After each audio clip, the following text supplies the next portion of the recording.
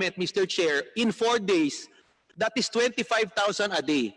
And if you divide that balance of 10 million, in fact, sabi nga ni SEC, 16 million, lagyan na natin sa 10 million, it will take DSWD 400 days for the 10 million beneficiaries to receive digital payment, Mr. Chair. So ang tanong ko, while maganda po ang proseso ng digital payment, printing 10 million cards to avail of the payment to make sure they are paid takes time.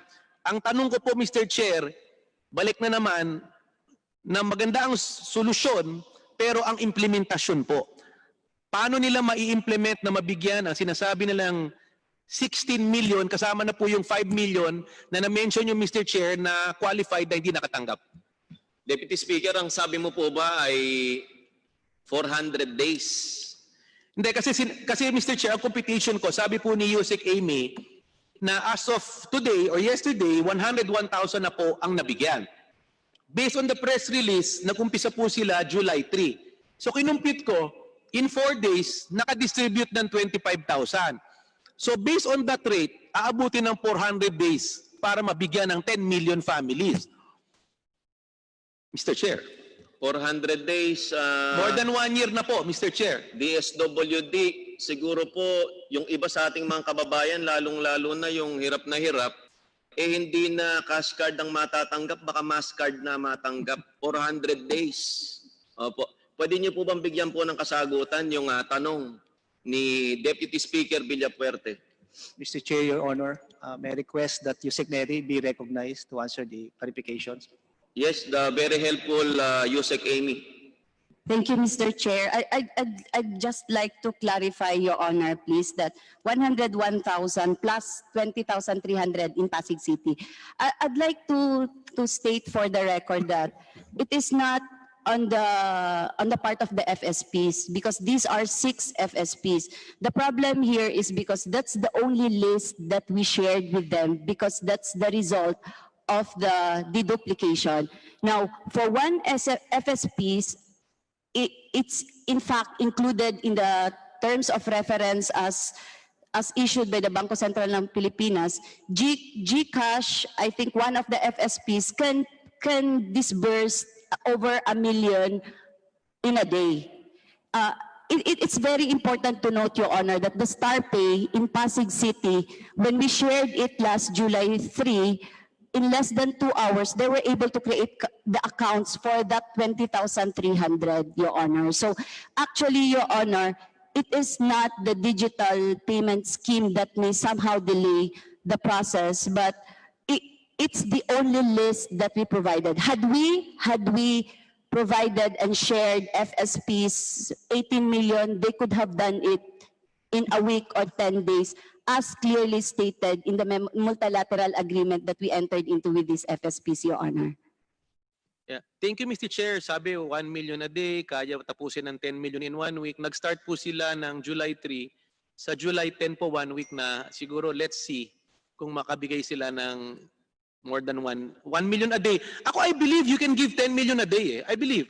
20 million a day, kaya nyo. Ang tanong, may card ba? Then ang second question, na alam ko yung problema, na hindi nyo kasalanan, dapat sama nyo sa planning. Saan sila may mobile ATM ba? Yun ang problema kasi sa land bank eh. Nagkaroon ng Rice Farmer Assistance, Mr. Chair, 5,000 each. May beneficiary. It took them 2 months to 3 months to print the card. Hindi million to, we're only talking about 50,000. It took them 3 months to print the card. And when the 50,000 were lining up in the bank, isa lang po ang mobile ATM. So what I'm saying is, while GCash or others can say na kaya nilang 1 million, 2 million a day, I believe that. Pero when you're talking about a far-flung barangay or area, guys, sa amin, na wala naman land bank, DBP or ATM sa mga munisipyo, saan sila, paano nila makukuha itong pera? So yun lang sinasabi ko, Mr. Chair, na while the solution is good, the implementation dapat ayusin, because from printing to actual disbursement is another issue, Mr. Chair. So gusto ko lang malaman, ano bang, while the FSPs are assuring that kaya nilang 1 million a day, isang kumpanya lang, kung ang service provider 10, di 10 million a day. However, yung support service ng printing ng card, tanungin natin ngayon, out of the 16 million, ilan ba po ang piprinta nyo ng digital payment card? Lahat ba po? DSWD? Mr. Chair, Your Honor. Actually po, bukod po sa digital payment na ginagawa ngayon, ay tuloy-tuloy pa rin po yung sinasabi nating actual payout. Ito pong actual payout will cover yung sinasabi natin na geographically isolated and disadvantaged area wherein there's no access for Wi-Fi, remittance system, or bank accounts. So, nagkaroon na po ng map scanning ang ating mga field offices to determine yung mga areas na yung binanggit ko mo kanina na walang access doon sa mga financial service providers. At ito po, katulong po at katuwang natin ang AFP and PNP para puntahan yung mga kababayan natin na nasa mga lalayong lugar. Dahil napag-aralan na po namin yan, na talagang kailangan puntahan po natin yung mga kababayan natin na hindi maaabutan ng digital payments. So with your permission, Mr. Chair, Your Honor, may Yusek Neri be recognized to further expound on the digital payments, Your Honor. Bago ko po i-recognize si Yusek Amy, yung po bang sinabi nyo na walang mga Wi-Fi tsaka hindi maaabot ng mga electronic payment, ay ang ibig sabihin nyo po ba house to house po ito, Secretary? Mr. Chair, Your Honor, tama po kayo doon. Depende po sa lugar. Pwede pong magkaroon ng big venue payout. Katuwang po natin to ang mga LGU para sila po mag-determine ng venue at nung tulong po sa pag-schedule. At para naman po sa ating mga senior citizen at sa mga PWD ay talagang obligado po nating puntahan yon sa kanilang mga bahay-bahay dahil alam naman po natin yung mahirapan sila pag nagpunta sa mga big venue payout, Mr. Chair, Your Honor. Mr. Chair, Maraming salamat, Secretary, at mukhang magandang diskarte po yung house to house natin. Iyan na rin ang naunang pinakiusap ni Speaker Cayetano nung umpisa pa lamang ng SAP na kung maaari i-house to house para yung mga tao hindi na lumabas ng kanilang mga bahay at hindi na magkahawahan sa COVID. Yes, Deputy Speaker Villafuerte. Mr. Chair, para marami pa kasi yung katunungan na topic, may we just ask you, Sec Neri and Sec Rolly, to submit the digital payment scheme so we can help them. We're here to help them. And secondly, I would like to think, maganda po yung plano ni Sec Rolly. That's my point, na while merong digital payment, dapat sabay yung house to house. At marami pang iba.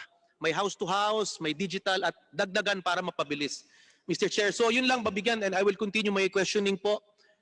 Regarding sa senior citizen, in the last hearing po, Mr. Chair, I asked and the DSWD Excuse confirmed. me, Deputy Speaker, mukhang may sasabihin si Yusek Amy. Meron Okay. po ba kayong Sige po. papahayag? Yes, Yusek Amy. Thank you, Mr. Chair. I'd just like to clarify that there is really no need for the production of cash cards because these service providers, if those beneficiaries who have mobile phones, they will receive them through text message and they can access either if they want to cash it out to all other partner outlets of these service providers such as Mlolier, Palawan Express.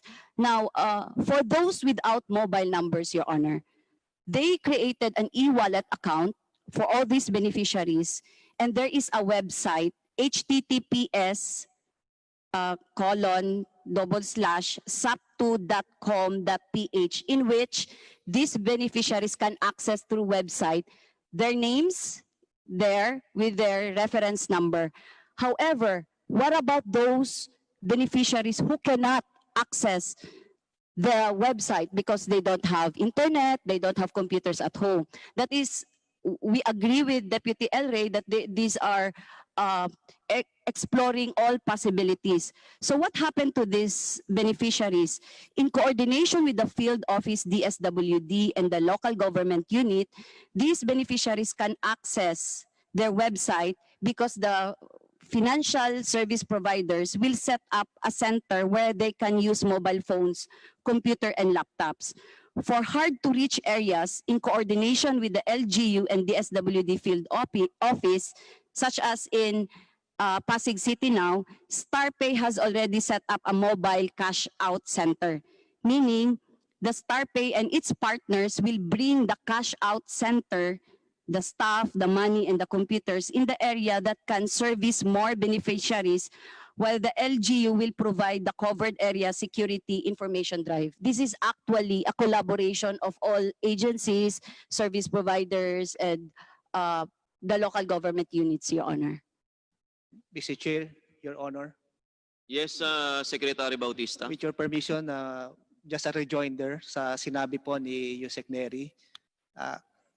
Actually po, bukod sa national financial service providers, nagkaroon na po ng koordinasyon ang mga ating mga field offices sa mga heads ng financial service providers. Ang naging punto po ng usapan doon ay yung mga regional representatives ng mga financial providers ay makikipag-usap po sa ating mga field offices sa regional directors at the same time sa mga local government units. Ang maganda pong mangyayari dito ay lahat po ng list of beneficiaries na makakatanggap sa, sabihin natin, sa araw na to o kaya sa mga susunod pa na araw, ay ipapaskil po yung mga listahan na yon sa mga lugar na visible at maaaring makita ng ating mga kababayan. Ang maganda po rito, yung mga wala pong mga mobile or smartphone numbers o cellphone, ay makikita nila doon na pag sila ay benepisyaryo, ay meron pong koordinasyon kung saan sila pupunta at saan po nila kukunin ang kanilang ayuda sa pamamagitan na rin po ng ating mga financial service providers o yung sinasabi nating mga conduits o yung electronic management, electronic money institutions. Ito po yung money institutions, ito po yung mga StarPay, GCash, and PayMaya. Mr. Chair, Your Honor. Thank you, Mr. Secretary. Chair. Yes, Deputy Speaker. Just to add kasi para for the information of DSWD rin sa mga nakikinig na LGUs, yung probinsya ng Kamsur po, sir, we're issuing a provincial ID that has digital payment. So yung ID po ay nakalagay na po doon yung parang national ID, pero we are partnering with FSP, either Land Bank or PayMaya, na just in case magkaroon pa ng mga ganitong programs, ay pwede nyo na idirekta. So, but again, dapat talaga ayusin kasi as mentioned by Yusek Amy, maganda po yung idea na ite-text. Siguraduhin lang yung tinetext, yun yung beneficiary. Yung tanong ko, Mr. Chair, alam mo rin to eh. Familiar ba kayo dun sa tinetext na galing sa NTC? Yung sinasabi, kung may problema kayo sa SAP or mag-register sa SAP, tumawag. Alam ba nyo yun? Kasi it created confusion eh. Ase Glenda, tumutungo ka. Alam mo ba yun? Yung nagte-text, di ba? NTC na... Nakatanggap na rin ako ng ilang text ano na ba yun? ganyan. Kasi may nag-text sa akin, pakitanong ba yun? Kasi it added to further confusion eh. Bakit pag tumawag ba kayo doon, mag-register kayo, makakatanggap ba kayo ng SAP? Alam ba nyo yun? Is it sanctioned by DSWD? Secretary Bautista? Hindi ko kasi mahanap yung exact message ngayon eh. Pero I'm sure you're familiar with that. Mr. Chair, Your Honor, maaari mo bang i-recognize si Director Ambubuyog? In charge po siya sa SAP. Director Abubuyong, you're now recognized. Good afternoon, Mr. Chair. Yung pong text na yun ay kinoordinate po namin sa NTC. Yun po ay may kinalaman sa Relief Agad. Yun po ay isang anunsyo na pinalabas namin na ang mga pwedeng mag-register sa Relief Agad ay pwede nang dumiretso dun sa reliefagad.ph website. Yun po, Mr. Chair. Director, excuse me, Deputy Speaker. Pagka ba nag-text doon sa Relief Agad, ano naman ang maibibigay ninyo na agarang tulong, Director? Sir, yung Relief Agad ay isang website kung saan pwedeng mag-register ang mga benepisyaro natin. Ito po ay ginawa upang makatulong sa kuha ng mga detalye or yung mga sinusulat sa ating SAC form. Yun po. Mr. Chair, pwede bang Yes, basahin niyo yung Deputy Speaker. message? Kasi ang gulo ng message Ako naka-receive so pwede rin ako mag-register, hindi naman ako qualified. Dapat linawin niyo yung text. If you are a qualified SAP beneficiary, please register to Relief Agad. Dapat ganon. Ang nakalagay, please register. Walang qualification It created Excuse confusion. me, Deputy Speaker El Rey. Hindi ko lang rin mahanap pero Kumahanap, baka sila na ang po pwede magbasa. natatandaan ko, ang nakalagay doon kung qualified ka na beneficiary. Pero pasagutin po natin si Director... Ito po, Okay, Deputy Speaker. yung Villafuerte. abogado ko sa opisina nakatanggap, hindi naman siya qualified. Sabi dun sa text, DSWD, ikaw ba ay may SAC form? Hindi nakalagay qualified, nakatanong, ikaw ba ay may SAC form?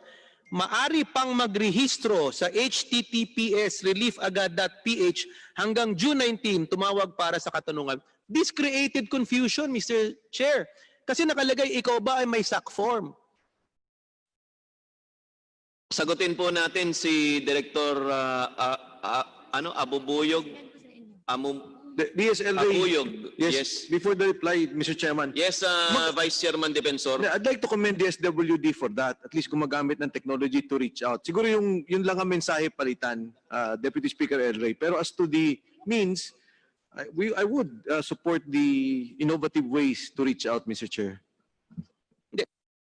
Dear Mr. Chair, but if you will read the Facebook and lahat ng constituent, ano ba raw to? Ikaw ba ay may SAC form? Sabi, sir, meron ako. So mag-register ako. Paano sir, qualified ako? Wala ako. O sige po, pakinggan po natin si Director Ambubuyog. Yes po, doon po sa reliefagad.ph, meron po doon mga anunsyo na nagsasabi na lahat po ng nakatanggap at kwalipikadong benepisyaro ay pwede pong mag-register doon sa ating website. Ang nangyari lang po ay naging limited po yung text characters po, kaya yung message namin ay umikli ng umikli. Nagsimula po yan sa 220 characters pero dahil sa limitation na 160 characters, lumit po yung message. At least may admission na because of the shortness of the message, nagkaroon ng confusion talaga. Kasi ang tanong, ikaw ba ay may SAC form? Dapat sabihin mo, kung ikaw ay beneficiary, please register. Dapat ganun. Anyway, Mr. Chair, marami pa akong katanungan. Sana ayusin po nyo to through a clarificatory text. Dahil this is a subject of ridicule sa Facebook. Pinagtatawanan na maganda naman yung desire to help. Anyway, yung dun sa katanungan ko po, Mr. Chair, dun sa senior citizen, nandito po si chairman ng senior citizen natin, I'm sure he wants to hear it. Tinanong ko po, marami kasing senior citizen, head of the family na low income, na qualified as per the circular of the DSWD number 14 at kinonfirm po ni ASEC Glenda na qualified sila. Ang tanong ko, ano ba ang nangyari na as of from the last hearing to now, ano ba hakbang ginagawa ng DSWD doon sa mga qualified head of family na low income na senior citizen na hindi nakatanggap ng SAP? Kasi dahil ang sabi ng mga regional director ay disqualified sila dahil naka-receive ng SOCPED. However, qualified sila as Memo Circular number 14 of the DSWD po. Ano po ang hakbang ginagawa nyo dahil nag-aantay po ang mga senior citizen po? Mr. Bago Chair, po sumagot ang DSWD, the chairman will just like to recognize that Deputy Speaker Gonzales is also with us in this hearing. Kasama po ni Congresswoman Rida Robes, aking kalalawigan sa Bulacan, at Chairman Bambol Tolentino ng Committee on Accounts. Maaari rin po bang, Deputy Speaker Villafuerte, maaari bang isama na natin yung solo parents na qualified, PWDs na qualified, Tsaka yung mga buntis na qualified kasi nagme-message rin sila sa Facebook po natin. Yes, DSWD. Mr. Chair, Your Honor, may I request ASIC Glenda to be recognized to answer the question, Your Honor. Opo, ASIC Glenda. Thank you, Mr. Chair. To answer the question of Deputy Speaker El Rey, so for the first tranche, there were lots of senior citizens who are head of the families as well as member of the families na na-prioritize po namin to receive the SAP. Actually, ang total number po niya is 1,418,578 families po, either head of the family sila or member of that family po. For the solo parents naman po, ang nakatanggap po ng solo parents ay 544,713. For the PWDs po, 358,324 po. So this is the beauty of the SAC po. We can give you yung parang variables po kasi na-data mine po namin sila as even yung sinasabi dati ni Deputy Speaker El Rey, yung mga klase ng sakit ng mga beneficiaries natin, nakuha din po namin, sir. Mr. Chair, ang tanong ko po, yung ano po ang ginagawa doon sa hindi nabigyan. Ang sagot po ni ASIC Glenda, with all due respect, is sinabi po niya yung nabigyan. I have no issue yung nabigyan and I commend the DSWD for giving that. Ang tanong ko po, Mr. Chair, yung mga qualified na hindi nabigyan na senior citizen, head of family, and what you mentioned, Mr. Chair. ASIC Glenda. We instructed our regional offices to put them on the wait list po. So ngayon po, masasama na po sila. They are part of those waiting po to receive the Ma'am, pwede po bang pakiulit na isasama na natin lahat ng hindi nabigyan, tama po ba? Yes, sir. Ito po yung yung nag-target po tayo ng additional 5 million. Those who are eligible but were not included in the first tranche. So sila po yung tinatawag natin na waitlisted na sinisimulan na po naming magbigay ngayon. So we conducted small payouts na po for the waitlisted, sir. Maraming salamat po. DSL Ray.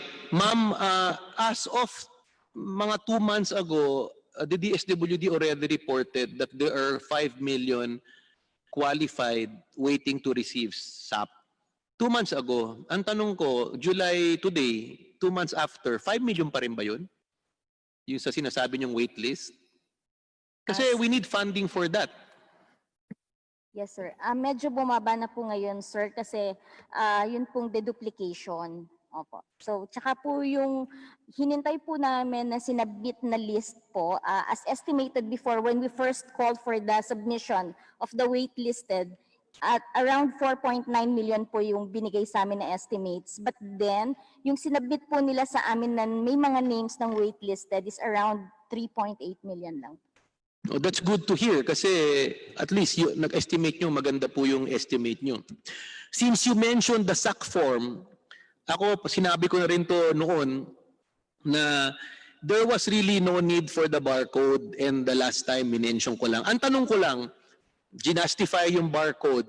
Ang tanong ko lang, meron ba mga barcode reader ang regional office? Secretary.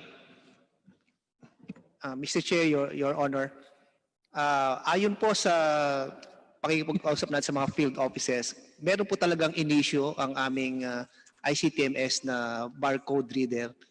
Kaya lang po, meron pong mga iba na nagkaroon ng diferensya.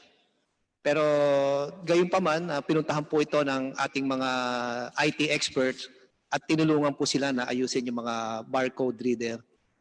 Kung inyo po mararapatin, pwede po i-recognize si Director Andrew para sagutin po ang katanungan, Mr. Chair, Your Honor. Director Andrew, you're now recognized. Good afternoon, Mr. Chair. Tama po, ang mga regional offices po namin ay may mga barcode readers. Kasalukuyan po actually siyang ginagamit sa aming listahanan project. For example, sino bang director nandito? NCR. Nandito po si NCR. Ilan ba ang barcode reader ng NCR? Director ng NCR. Nasaan po yung director po ng NCR? Mr. Chair, may I request that Director Tomas be recognized? Opo. Director Tomas? Yes, Mr. Chair, magandang hapon po. Sir, the exact number, sir, is not in my knowledge as of now, sir. But Mga ilan na lang po, Director? Mga Yes, ilan sir. na lang po sa tansya po ninyo? per my ICTMS officer, we have enough naman po. Nakakapag-read naman po. ang Mr. Chair, I Mga want a ilan po? number. Dalawa po ba? Isa Tatlo? ba? Hindi, kasi- Apat? Sir, if you'll give me some time, sir, I can get the figure and give it to. Hindi, may Duwati. question lang kasi. I think they're evading the question eh. I think you have to give me an idea kung ilan talaga. Kasi if you're saying now na hindi mo alam, it means marami yun. Kasi kung 10 lang yan, you should know. My question, my point, Mr. Chairman, being, is if there are, ilan mga beneficiaries ng SAP sa NCR? Mr. Chair. Director?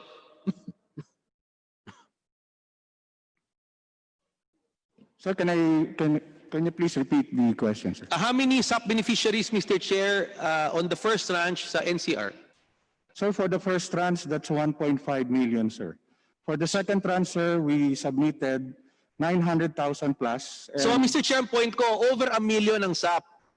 Kung 10 lang ang barcode reader nila, it's useless. Sa akin point ko lang kasi, from the start, I really disagree with the barcode. If they want it to be digitized and to avoid duplication, sana nag-QR code na lang kayo.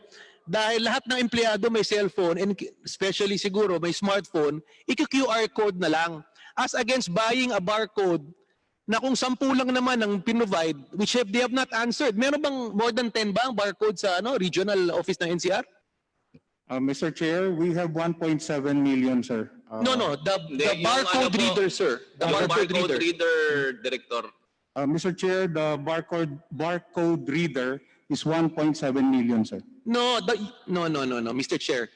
Makina po yan, Director? 1.7 Hindi, yung million na makina? nagbabasa po, yung nag-scan po ng barcode. Excuse me, Director, mukha pong naguguluhan po siguro kayo. Ang tinatanong po, ilan yung pambaril ng barcode, yung makina po na ginagamit sa barcode, yung barcode reader po. Lagpas po ba ng isa yung barcode reader po ninyo? Mr. Chair, yun po ang tinext po sa akin at staff ko. But I just need to clear, sir. 1.7 million, Director, yung sinabi mo sa committee ito. You're Yes, sir. under oath, Director. Yes, sir. I stand corrected, Opo. sir. That was the figure of the beneficiary, sir. Opo. Hindi, ang tanong ko Yes, lang kasi, Deputy Speaker. Mr. Chair, ito kasi yung SAC form. May barcode. This is to avoid duplication. Which okay naman kung maganda ang objective. Ang tanong ko lang, ilan ba ang barcode reader nila? Kasi kung nilagay mo to, hindi mo naman binabasa, then this is useless. Director, Sir, I got the figure just now, sir. We only have 7 barcode readers. So yun, Mr. Chair, yun ang point ko. Tama po, less than 10. Ilagay mo na sa 10, Mr. Chair, sa 1 million. Ilan taon yan bago i-barcode? So meaning, ang tanong ko lang, naglagay ang IT ng barcode. 7 ang barcode reader mo. Binarcode mo ba yan isa-isa? Ng NCR? Director, Sir, we have engaged our partner, sir, pagdating po doon sa pagre-read ng mga barcode, sir. That's why medyo na-address naman po yun. Hindi, who is the partner, Mr. Chair? I'm sandali curious. po, Deputy Speaker Villapuerte. Maaari niyo po bang sabihin kung gaano katagal na po kayong Regional Director ng NCR? More than 2 years na, sir. More than 2 years. Sapul na niya talaga yung sa COVID. Yes, continue, Deputy Speaker Villapuerte. Hindi. They raised the issue, may partner raw sila. Sino yung partner niya na nagbabarcode? Why do we need a partner, Mr. Chair? Director, So for that particular question, sir, nakafocus po kasi yung efforts namin, yung once we pull our people, sir, that's how we address pwede ko yung po bang ipakiusap na, inuupo Chair, po ba, point of, Director? Pwede pong pakibaba po yung... Chair, point of clarification. Sir Sige Chair, po, Deputy Speaker Dan Fernandez. did we take the oath of our resource speakers for today's session? Comsec, Your Honor, the Regional Director for NCR took his oath last hearing. nakapanumpa na po nung nakaraan. But the other resource speakers have not attended the last hearing, Mr. Chairman. The Can we, committee conduct secretary the, is hereby directed to thank you, Mr. execute the Chairman. oath of all invited guests who are not present during the first hearing. May I ask all the invited resource persons in today's hearing in plenary and those participating in Zoom to please raise your right hand. Do you swear to tell the truth, the whole truth, and nothing but the truth before this congressional inquiry, so help you God? Thank you. Please continue, Deputy Speaker Villapuerte. Hindi, yung tanong ko lang kasi, Mr. Chair, may sinabi siyang may partner. Mr. Chair, gusto ko lang linawin, sino ba po ang partner nyo na nag-check po nito? Sir, just like to correct some of the messages a while ago, sir. Because this is a technical thing. Ang ginagawa po kasi namin ay we refer it to the ICTMS, sir.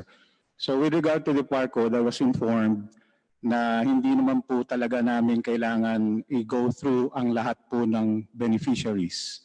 Because it will really take time, sir.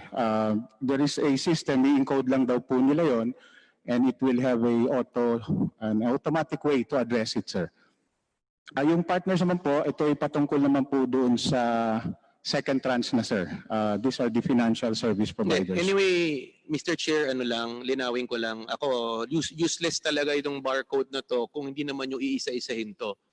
If you're just saying you're gonna randomly check it, then just, Mr. Secretary, i-randomly check na lang yung name. Kasi you don't need a barcode kung you can have a program na pag ito na yung qualified tapos nag-duplicate, kaya pong gawin yan. That's just my point.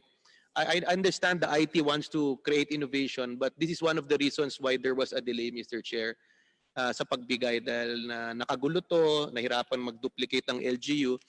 Anyway, Mr. Chair, tanungin ko lang kasi last hearing, ang sabi po ng DSWD, bago mag-COVID, 20,000 raw ang kaya nilang i-repack every day ng food pack. But nung nagkaroon ng COVID, naging 10,000 na lang. At nag-raise ng point po ang aming speaker na dapat dagdagan nila ang capability ng national NPOC ba tawag doon?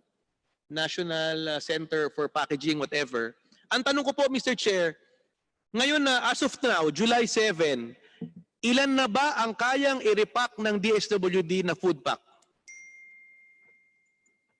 Alam niyo po, DSWD, nung nakaraang hearing, kung natatandaan po ninyo, ay napag-usapan na po natin ito. At doon ko nga narinig na sa city pa lamang ng Taguig at sa lalawigan pa lamang ng Kamsur ay napakarami ng per day na nagagawa. Ilan po yung nagagawa sa Kamsur nung nakaraan? Hindi, ang mga sa Taguig kaya 40,000 a day. Ayun, Kami sa kaya Taguig, rin namin sa 40,000 a province. day, samantalang ang buong DSWD na hundreds of billions ang pondo ay 10,000. Tama po ba 10,000 per day? Sabi nila po sa Mr. Chair last hearing, 20,000 bago mag-COVID, tapos nung nagka-COVID, bumaba pang 10,000 na Opo, dapat bumaba pa. dumagdag. Pagkatapos po ba nung nakaraang hearing ay nagkaroon po ba tayo ng improvement na pataas po ba natin yung dating 20,000 na naging 10,000 na lang, na improve po ba natin ito? Nagkaroon po ba ng magandang usapan yung nakaraang hearing natin? DSWD, sino po ang naka-assign po sa inyo sa Mr. Chair, Your Honor, repacking? may I request Yusek Budjongan to be recognized to answer Yusek Budjongan, Your Honor. Budjongan, you're now recognized. Yes, thank you very much, Mr. Chair, Your Honors. The reason being, bakit bumaba yung ating production during the COVID regime because... Excuse me po, Yusek, ang tinatanong po sa inyo ay nagkaroon na ba ng improvement? tumaas na ba mula sa 10,000 per day yung nariripak po ninyo? Yes, sir, Mr. Chair, Your Honor. Ilan na po ngayon, Yusek? Pinataas po natin sa 25,000 Okay. per day. Mas maganda na po yun kaysa sa dating 10,000. At ibig sabihin, DSWD is very responsive. Yun nga lang, gusto pa nating mas tumaas pa. Meron po bang devices o bagong sistema na ginawa ang DSWD para po makuha natin yung objective natin na makaabot man lang tayo ng 100,000 sa isang araw? Yusek. Mr. Chair, Your Honor, we have activated all the warehouses in the different regions para sila po ay mag-re-repack na rin doon sa kanilang mga warehouses. We just downloaded them funds for local purchase, Mr. Chair. Mr. Chair. Maraming salamat po sa inyong aksyon. Mr. Chair, if I Yes, allowed- Secretary Bautista. Mr. Chair, Your Honor, with your permission, may I request Director Tomas to be recognized. Meron po kasi siyang innovation na ginawa dito sa NCR. Your Honor, Mr. Chair. Director Tomas. Yes, Your Honor, Mr. Chair. With the permission po, ang ginawa po ng National Capital Region is to establish satellite logistics hubs with the LGUs and other areas po and stakeholders upang ma-increase po yung output ng ating pong food packs. Nagkakaroon lang po ng delay, Your Honor, Mr. Chair, when it comes to the COVID risk. Medyo may exposure po in the process of repacking and distribution. Kaya po medyo nag-spike po ng konti ang staff po ng NCR. And minsan po nagkaka-delay din po sa deliveries ng non-food items and food items with regard po to the logistics hub that we have established. But tuloy-tuloy naman po, sir. Alam mo po, Director, yung COVID risk, talaga namang lahat tayo may risko.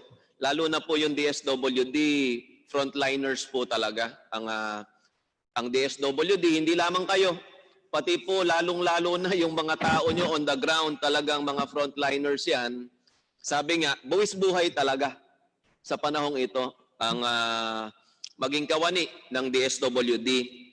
Pero alam na po natin yun na nasa atin yung risko. Kailangan na lamang nating iwasan. Ano po? Kasi hindi naman pwedeng takot tayo ng takot sa COVID, pero wala tayong ginagawang measure para po maiwasan na magkahawahan yung mga tauhan natin sa DSWD. Ang tawag nga namin sa mga taga-DSWD, ina ng laging saklolo. Kasi kayo po yung mga taong laging sumasaklolo dapat sa mga taong nangangailangan. Ano po ba ang ginawa ni Director sa inyong mga staff para po maiwasan naman na magkaroon sila ng COVID, Director? Thank you, Mr. Chair, Your Honor. Tuloy-tuloy po yung ginagawa pong health protocol, issuance po ng personal protective equipment at rapid test and PCR test po. Ito ay in partnership at gusto ko pong magpasalamat sa ating partner LGUs dahil sila po ang naging katuwang namin when it comes to addressing the health risks na na-expose po yung frontliners ng DSWD NCR at ng iba po pong mga regions. So yun po, everyday po ang decontamination protocol at nakaschedule po ang aming frontliners for rapid and PCR test, and this is with the help of our partner LGUs, Your Honor, sir. Yes, Deputy Speaker Dan Fernandez. Mr. Chairman, in relation to the question or query of our Deputy Speaker, El Rey Villapuerte, with regards to the capacity of LGU to package the relief goods. Like, for example, in Kamsur, they can do it like 50,000 a day. In Taguig, they can do it in 40,000 a day. Unfortunately, yung DSWD natin, which is national in scope, I can only do it for 25,000. And that's the reason why in the last hearing, I recommended I remember Yusek Neri was answered my my question with regards to the MOA that we have instituted with the different funeral parlors or pharmacies or the different medical or drug stores wherein we have a MOA with the DSWD. And then after that, yung mga beneficiary natin, pupunta na lang sa Mercury to get the medicines. And sabi ko nga, why not come out with this kind of template MOA with different stakeholders with regards to the distribution ng mga relief goods, like for example, SM, Robinson, or mga big groceries that can cater, di ba, easily and expeditiously doon sa mga areas ng mga LGUs. Kasi alam niyo ang problem naman natin dito, sometimes hindi katulad nung na-experience natin buo eh. Sometimes iba-iba ang problem ng bawat area at one given time. So kung meron tayong somehow na ganitong klase ng MOA with this group, mapapabilis po natin yung distribution natin ng relief packages. Unlike na ngayon sa ginagawa natin na naka-centralize lang tayo sa isang area. And so I'm trying to address this problem to Yusek Bojoman, no? Kasi nga siya yung specifically handling yung tinatawag nating distribution ng packages. Like for example, yun ang nangyari doon sa sitwasyon ng nakikinig tayo kay speaker that time, that he was like requesting for 50,000 ng allocation for relief packages. Unfortunately, ang nabigay lamang ni RD Tomas is 7,000 for the whole 1 month or 2 months and a half. And that's Speaker Cayetano. Siguro pag ako umorder o ako nag-request, hindi nag-request nga ako, wala nga ako nakuha. Baka isang piraso ka lang. But trying to say here, Mr. Chairman, the speaker was the one trying to request for these packages. But unfortunately, sa stature na ni speaker na hindi niya nakuha, what more sa atin? Yun lamang yung ating gustong gawin. But we are not finger pointing sa mga personalities. We know that the problems arises doon sa sitwasyon na kinalalagyan ng bawat isa. And that's what we wanted to correct, Mr. Chairman. Mr. Deputy Chair, Speaker Dan, bago po pasagutin ng DSWD, siyempre si Speaker Cayetano naman, never ko nakitang nagyabang yan kahit kanino na speaker ako. Parating ang turing niyan sa bawat isa, kapantay ng lahat. At kung makita nyo naman, nakakasama natin parati, kalog na kalog, one of the boys. Kaya siguro hindi kaagad na aksyonan. Pero alamin po natin sa DSWD kung bakit hindi po nila mapagbigyan na mairekta na lamang sa mga tindahan yung distribution para hindi na rin sumakit yung ulo ng buong DSWD kung paano magre-repack. Kasi meron naman niyang mga wholesale na direct sale, wholesale, o kaya pwede nga rin sa mga sari-sari store, makipag-partner sila, doon na lang kukunin per purok . Yan po ba ay napag-isipan na ng DSWD? Excuse me, Deputy Speaker Villapuerte, pasagutin po natin ang DSWD. in addition lang to your Sige question. po, Hindi Deputy kasi Speaker. Mr. Chair, yung tanong ko nga, bakit 20 naging 10, ngayon sabi nila 25. Ang sabi nila, ang ginawa na raw nila recently, dinownload na raw nila yung fund tapos nagawa ng satellite logistics. Na ang tanong ko, bakit ngayon lang ginawa, hindi ginawa noon? Kasi alam mo, Mr. Chair, nung governor kasi ako ng probinsya, palagi kaming tinatamaan ng bagyo.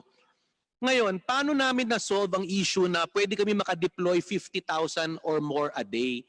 And I would like to share with the DSWD, ako alam ko na ang problema nyo . Ang problema nyo is procurement. Yun lang yun. Kung meron 1 milyong kilo na bigas ngayon, kaya nyo ipake yan in 3 days. Ang problema, ako alam ko, procurement ang problema nila, Mr. Chair. Kaya nga ang solusyon raw nila, dinownload nila yung fund kasi dapat talaga ang region makaprocure. At tama po yung sinabi nyo, Mr. Chair. Kung bigas naman ang bibili nyo, pwede na kayo bumili sa NFA. Hindi kayo makukuha. Ngayon, kung bibili kayo ng sardinas, corn beef, meron namang DTI manufacturer price. Tutulungan namin kayo makikoordinate sa COA. na-exempt na yan sa bidding, especially in emergencies. And we are in an emergency, we are in a crisis right now.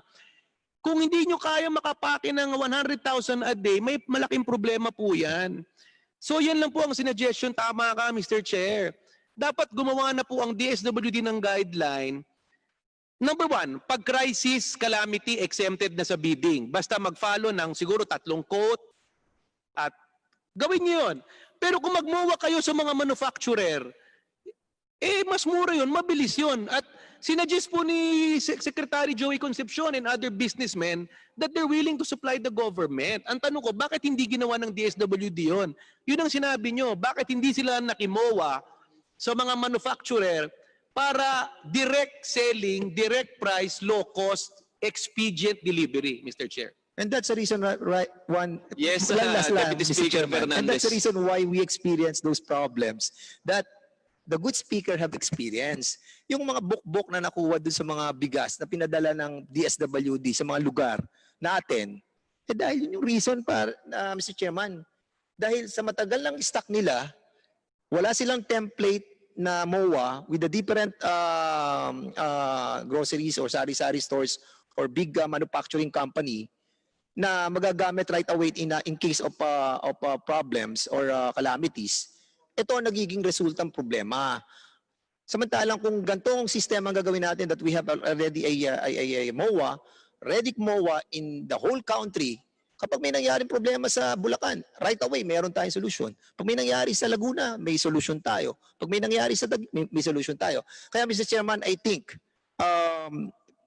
let Yusek Bojoman answer this query of us with regards to the evolution of how to procure these different products. At one more thing, Mr. Chairman, ang problema natin hindi lamang pagkain.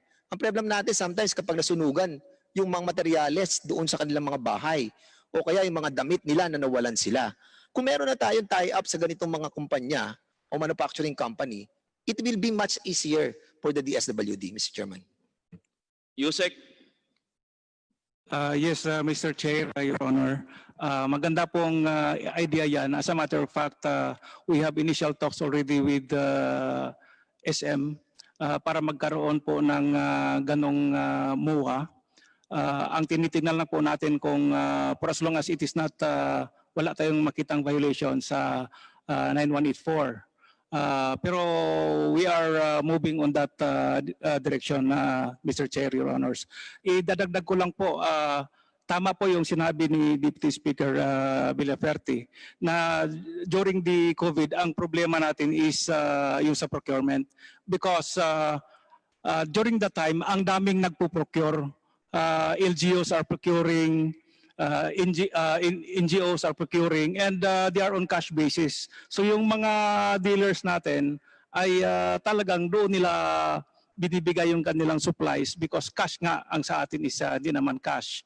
And another is we rely mainly on volunteers sa pagkandak ng repacking. During that time, medyo impeded yung movement ng mga tao.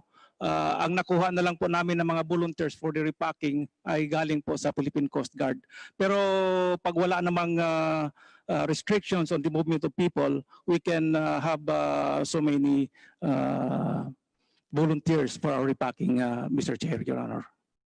maraming salamat po at pinapasalamatan rin natin ng Philippine Coast Guard at ang lahat po ng nag-volunteer sa buong bansang Pilipinas, hindi lamang sa DSWD, kung hindi sa lahat ng LGUs at iba't ibang organisasyon na namigay ng food packs nitong panahon na may COVID po tayo. Mr. Yes, Chair, Deputy Speaker Villapuerte. ito ang suggestion ko sana para in the next hearing may nangyari na, para hindi naman tayo nagsasayang ng oras. Sa central office sana ng procurement ng DSWD, Mr. Chair, ang suggestion ko, they should have a MOA directly to the manufacturer, wag sa SM. Manufacturer na po, dalang SM, kumukuha lang naman po yan sa manufacturer.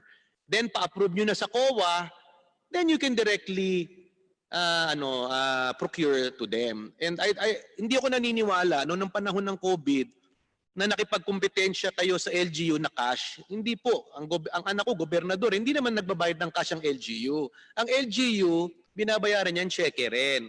So ang suggestion ko po, Metro Manila, NCR, Calabar Zone na may mga planta, Mr. Chairman, dapat mag-MOA kayo with directly manufacturer. Ngayon, dun sa mga city na wala naman manufacturing dyan, mag-MOA kayo with SM, Pure Gold, Robinson, dahil mababa rin naman talaga ang presyo nila, di ba? Pero NCR, Calabar, na may mga planta ng pagkain, pwede yan. Pero kunwari, sa amin, wala namang planta ng sardinas, wala namang planta ng corn beef, pwede kayo makimowa sa SM, Pure Gold, Robinson, na hindi na kailangan i-bidding. Dahil technically, mura naman talaga sila. So, hindi kayo makakasuhan yan, and we will help you, Mr. Secretary, Yusek, to coordinate with COA. Dahil ang goal talaga dito is to improve the packing. Then pangalawa, may I suggest to Yusek Bujongan, i-automate nyo yung packing. Kasi kung 5 kilo ng bigas ang kailangan mo ipake, may nabibili na po sa China, sa ibang lugar, na isasalpak mo yung sako ng bigas, nare-repack niya na siya ng 5 kilos. So what I'm saying is, we know already the problem. Ano ba ang problema? To increase capacity. How do we increase capacity? Automate. Ngayon, sa probinsya na hindi kayang automate, it can provide jobs. Sabi nga ni Presidente, ang ating mahal na Pangulo, hindi lang Coast Guard, pati Army, papaki natin. So, but two ways yan eh. Sa akin, sa Central, let's show the world that the DSWD Central Office in a few months can automate and be world-class in packing. Why? We are classified as one of the most vulnerable countries in the world in terms of disaster, in terms of typhoon, landslide, earthquake. So knowing that, palaging may kalamidad. Kakatapos lang ng Taal, papasok na naman ng rainy season, minimum 10 na bagyo kada taon. Knowing that, dapat i-automate na natin. Kagaya sa Bicol, palaging binabagyo, dapat increase natin ang capacity to repack. Di ba po? So yung mga yan, ang Taal sa Batangas, we'll never know kung kailan sana, God forbid, wag na, pero increase the capacities of areas na may vulnerability. Pero ang dapat, yung central office, Mr. Chair, talagang mag-automate na. Kasi ang tanong ko, kailan ba kayanin ng central office makapake 100,000 a day? And I'm sure the DSWD would want to repack that. But what will they do? Because Congress is here to help them, Mr. Chair. Maraming salamat, Deputy Speaker Villapuerte. At nagtataas ng kamay si Yusek. Yusek? Thank you very much, Mr. Chair, Your Honor. Tama po yung tinoran ni Deputy Speaker El Rey that kailangan natin na gumamit na ng mga makina sa pag-repack. As a matter of fact, sa National Resource Operation Center po natin doon sa Pasay City, meron na po tayong isa. And meron din tayong isa doon sa Visayas Disaster Resource Center sa Cebu City. Kanya lang hindi pa ito na-assemble.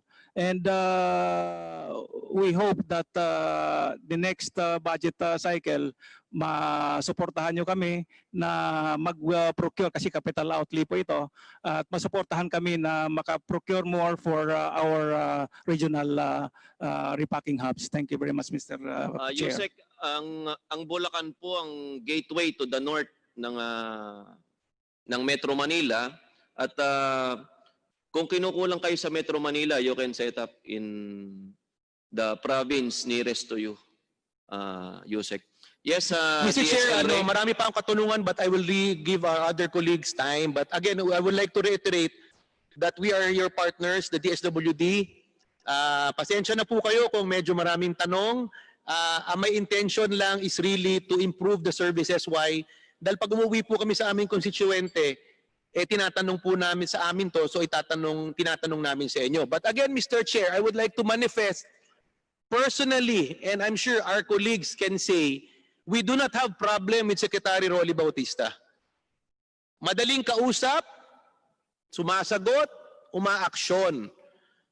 Yusek Amy, liasen sa Congress, walang problema kami dyan. Mr. Secretary, gusto ko lang po sabihin, dahil while we highly respect you, for your honor, integrity, and desire to help the country, kailangan lang po talagang ayusin po natin sa ground. Starting with some USECs and sa regional level talaga. Again, wala kaming problema sa iyo, Yusek with all sincerity, and my colleagues will agree with me, na masipag po kayo, sumasagot kayo sa amin. But I'm sure you will also agree with me that our intention really is to improve the services of the DSWD, to address the issues of our people. Yun lang po. Maraming salamat, Mr. Chairman, for the time, and mabuhay po kayo. Thank you, Deputy Speaker Villapuerte. Siyempre, ang layunin po ng hearing na ito ay mapaganda ang serbisyo ng DSWD, hindi po para sa ating sarili, kung hindi po para sa ating mga kababayan, lalong-lalo na doon sa mga taong comment na yung iba hindi pa nakakatanggap o hindi pa nakakaamoy ng SAP, yung iba naman po ay naiinip na sa second tranche ng SAP. At ngayon po, bago ko po ibukas ang floor para sa pagtatanong ni Congressman Senior Citizen Jun Datol, ay meron lang pong maikling manifestation si Congressman Haresco. Congressman Haresco? Yes, Opo, para sa inyo pong maikling manifestation. yes, maraming salamat, Chair. Maraming salamat, Chair, for giving me the opportunity to manifest my heartfelt appreciation kay Secretary Bautista and Yusek Amy. Kami po sa Region 6, sa Aklan, West Aklan, noong December 25 po, tinamaan kami ng parang Yolanda. Doon lang sa West Aklan, about 67,000 homes were partially and or totally destroyed, and some 1,800 electric poles were partially and totally destroyed. Si Speaker po at saka si DSL Ray, tumawag po sa akin noong December 25, Christmas Day. At saka sinabi nila, paano ka namin matutulungan kasi ngayon dumadating yung bagyo, Christmas Day. Tumawag po si Speaker kay Secretary Rolly, and from December 25 hanggang March 7, tinulungan po kami ni Secretary Rolly, ni Yusek Amy, at sa mga regional officials led by RD Macapobre.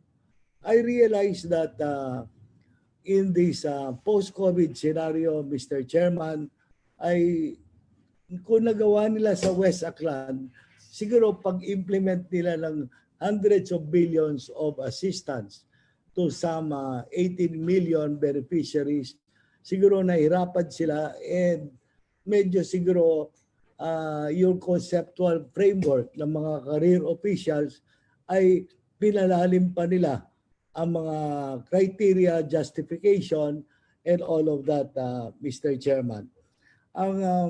Meron po ako naalala noong first meeting ninyo, Mr. Chairman, sinuggest ni DSL Ray kung pwede pag-isipan ng DSWD ang food vouchers or food stamps na ginagawa sa United States, na diretso na lang ibinibigay yung food stamps sa mga nangangailangan ng tulong.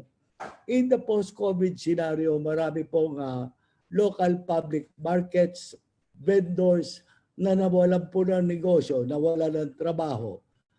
Sana po yung food stamps approach na yan ay mas spur yung mga ekonomiya sa munisipyo, and at the same time, avoid the systemic leakages that most often occur in the regional center, as we give the discretion to the region to buy the basic items of rice and canned goods, ay sana ibigay na natin sa beneficiary, at saka sila lang bahala kung sino ang paborito nilang local merchant na bibila nila ng bigas, as long as meron naman tayong more or less estimated price per item. Napakadali po. Kami po sa West Aklan na nagbigay po sila Sec Rolly ng tulong sa tens of thousands of affected families, ay nahirapan po kami sa paggawa ng food packs kasi hinahakot pa namin mulang Iloilo pupuntang Aklan. It would take us some 1 week to haul some 10,000 food packs kasi po napakalayo ng West Aklan sa Iloilo City.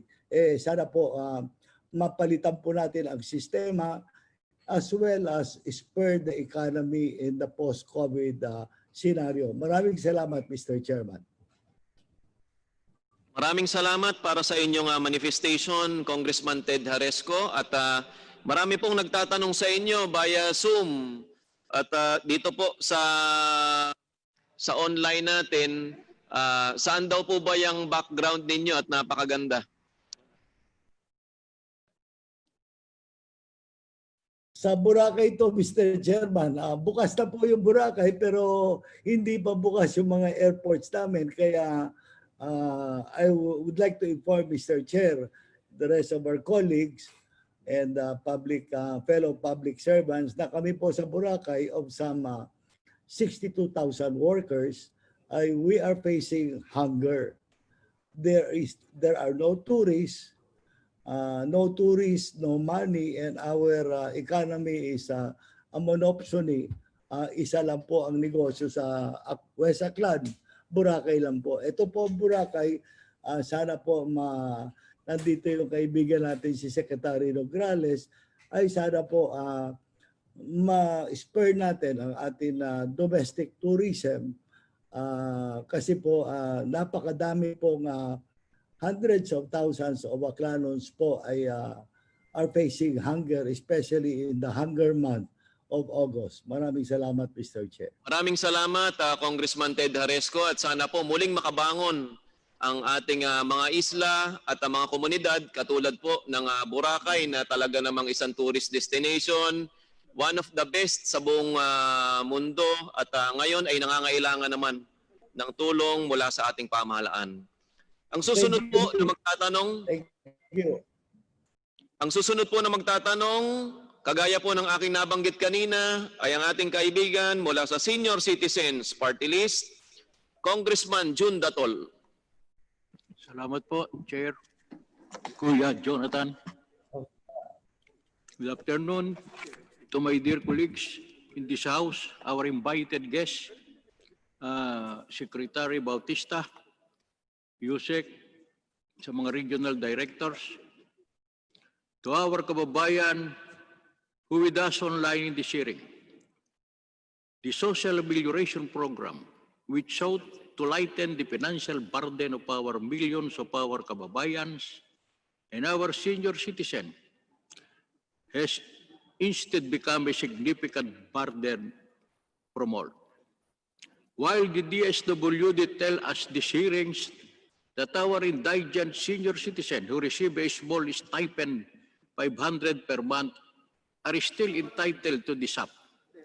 We continue to receive reports that they are being denied by the DSWD from receiving it because they are or have already received the social pension. This is deeply saddening because our indigent senior citizens who have become extremely vulnerable due to the COVID-19 pandemic are now still being excluded from the safety net of this app just because they are or have already received a 500 pesos cash grant. Your Honors, if this is not manifest injustice, then I don't what is. Kasi po, this confusion among the DSWD on the entitlements of senior citizens over this app has caused the welfare of our almost 4 million indigent senior citizens. Kaya po, I have always hammered, followed up, and requested from DSWD to give us a list of senior citizens who had been given this app. They are entitled to. We also asked DSWD to complete the distribution of social pension as soon as possible. Yet, with all of these efforts, it's already 2020, and we are facing a pandemic, yet the SWD has failed to comply with our requests and even failed to completely distribute the 2019 social pension. Ito lang pong katanungan ko. Every year, lagi po nating inaapurbahan ng 23 billion budget for senior citizen dito po sa Kongreso. Ngayon, simula po nung maging kongresista ko, nung 17 Congress hanggang ngayong 18 Congress, malabo po sa akin yung tungkol sa social pension. Buti na lang, dumating yung pangatlo na appointed ni Presidente o ni Mayor Digong, si General Bautista. Unti-unti na pong nalilinawan ng senior citizen na kongresista ang inyong lingkod upang makita ko na ang talagang malinaw na nangyayari sa mga senior citizen. Kasi nga po, yung pong ating mga regional directors, 17 regions ang kanilang pinangangasiwaan, hindi po maganda ang nakita ko bot nung ako'y maging kongresista. Kaya nga po, pinangarap kong maging kongresista sa panahon ng ating presidente. Yung iba rito, nakasama ko sa pangangampanya kahit kami hirap na hirap upang ang senior citizen naman ay matulungan ko. Ngayon, ang akin lang pong itatanong tungkol po sa social pension. Dahil yung SAP, alam ko na nabigyan na nila yung mga senior citizen ng SAP, yung iba. Yung tungkol po sa social pension, ang social pension po kasi nag-umpisa ng 2015. Doon po sa nakaraang administrasyon. Yun po, hindi ko na po alam kung paano kong babalikan. Subalit, ito pong SAP ng 2018, wala pa po si General Bautista dyan. Ano po, wala pa yung mga USEC. Nakaharap po ngayon, yung mga regional directors, yung iba nandun. Wala pong malinaw na sa aking kaalaman bilang kongresista at chairman ng Senior Citizen Committee dito sa Kongreso, kung saan po napuntay budget, yung 23 billion noong pong 2018. Ngayon, pinuntahan ko, kinausap ko yung aking kaibigan si Yusek Neri. Sapagkat kami po matagal na magkasama, ano po, araw pa ng kampanya, sabi ko, Yusek Neri, kayo na mga nandyan ngayon, walang kinalaman dito sa 2018 budget. Gusto ko lamang pong malaman yung 23 billion kung saan napunta noong 2018. Pinakamarami po, Region 8. Ano po? Yung ipang mga region, kamukha ng NCR, Region 4A, Region 3, na kung saan nandun yung ating chairman at ako tigaron din sa Region 3. Wala pong malinaw akong nakita. Doon naman po sa budget ng 2019, ang ibinigay lang po ng DSWD sa pamamagitan ng regional directors, yung pong second SEM ng 2019. Yung first SEM, yung first quarter, wala pong malinaw.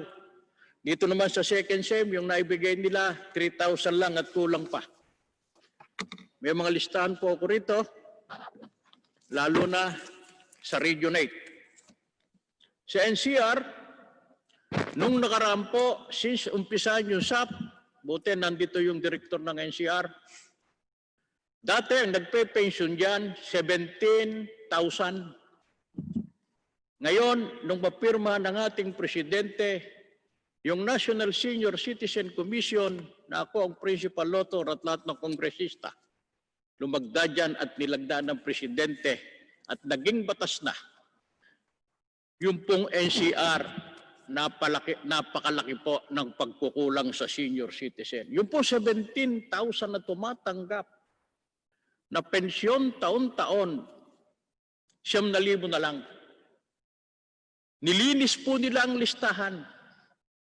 Okay, dahil sa turnover ng DSWDs, sa Senior Citizen Commission dapat linisin. Pero yung 8,000 sa Quezon City lang ito. Yung 8,000 na inalis nila sa pensyon, nasaan po'y pondo nun? Ganyan din po sa ibang lugar sa buong Pilipinas. Kaya nga po, Mr. Chair, hinihiling ko sana na sana imbestigahan yung lahat ng regional directors. Under oath po sila. Ano po? Wala pong kinalaman ng ating sekretary at yung mga USEC na yan dahil hindi pa sila nakaupo nun. Kung merong MBI dito, nakita ko kanina, nandito yung chairman, inimbita natin, si Eric Distor. Sana po, inihiling ko sa kapulungan ito na thorough investigation was be made para makita na po natin kung saan dinala yung taon-taon na inaapurbahan nating 23 billion dito sa Kongreso na pondo. Congressman Jun Gatol, aming ginagalang na tagapagtaguyod ng mga senior citizen sa ating bansa, aking kasama na kongresista sa gitnang Luzon. Ang usapin po ng senior citizen ay malapit sa ating mga puso. At bukas po ang Blue Ribbon Committee na bigyan ng pagkakataon na magkaroon tayo ng hiwalay na hearing para po sa usapin ng pagkawala o kakulangan o kabagalan ng pensyon ng ating mga minamahal, ginagalang na mga senior citizens. Maaari po ba nating para po sa kabilisan at pagiging maayos ng ating hearing ngayong araw na ito, pwede po bang ang mga katanungan natin ay ituon lamang po natin muna sa social amelioration at tayo po ay mag-i-schedule ng sariling hearing in aid of legislation para po sa kabagalan, kawalan o kaya misuse ng pondo ng, na hinahanap ng ating mga minamahal na senior citizen. Pero bago po tayo dumating sa hearing na yan, maaari po ba nating marinig naman ang panig ng DSWD sa kanila pong sagot sa ilang katanungan na ipinukol ng ating kinatawan mula sa Senior Citizens Party List. DSWD? Mr. Chair, Your Honor, una-una kaisa po kami ni Congressman Datol para maayos at maging kapanipaniwala yung programa para sa senior citizen. Full support po ako sa hearing na ikakandak na yan at i-ensure ko po na lahat po ng RDs ay mag-a-appeal doon at kailangang ipaliwanag nila kung bakit nangyari yung mga obserbasyon o kung meron mang irregularidad ay dapat silang managot. So ayun po ang aking assurance sa Congressman Datol. So with your permission, Your Honor, may I request Director Wilma Nabiamos para sagutin po yung mga clarification po ni Congressman Datol. Director Vilma?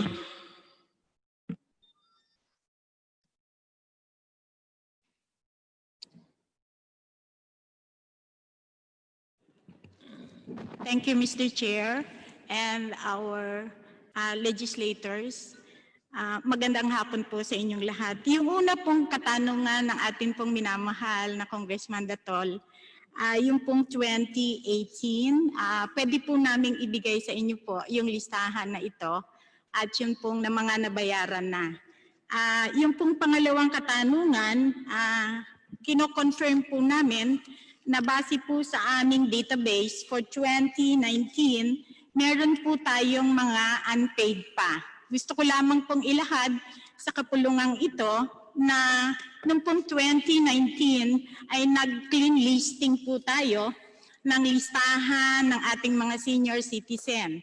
At meron po tayong na-download na clean list sa mga field offices na ang total po base po sa aming computer database. At ito po ay naibibigay namin na regular na report sa atin pong kagalang-galang na chairperson ng Committee on Senior Citizen, ay meron po tayong na-download na 3,637,303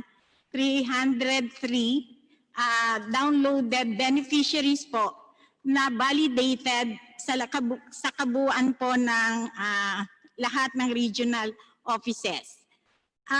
Nabayaran na po natin sa 2019 ang 89.28%. O ang kabuuan po nito ay 3,247,483. So meron po tayong natitira na lamang. Totoo po yun. Kino-confirm po namin na meron na lamang po tayong kabuuan na more or less po ay 10% na lang po dun sa kabuuan na yan o ang kaukulang bilang po ay 389,820. Ano po yung mga dahilan?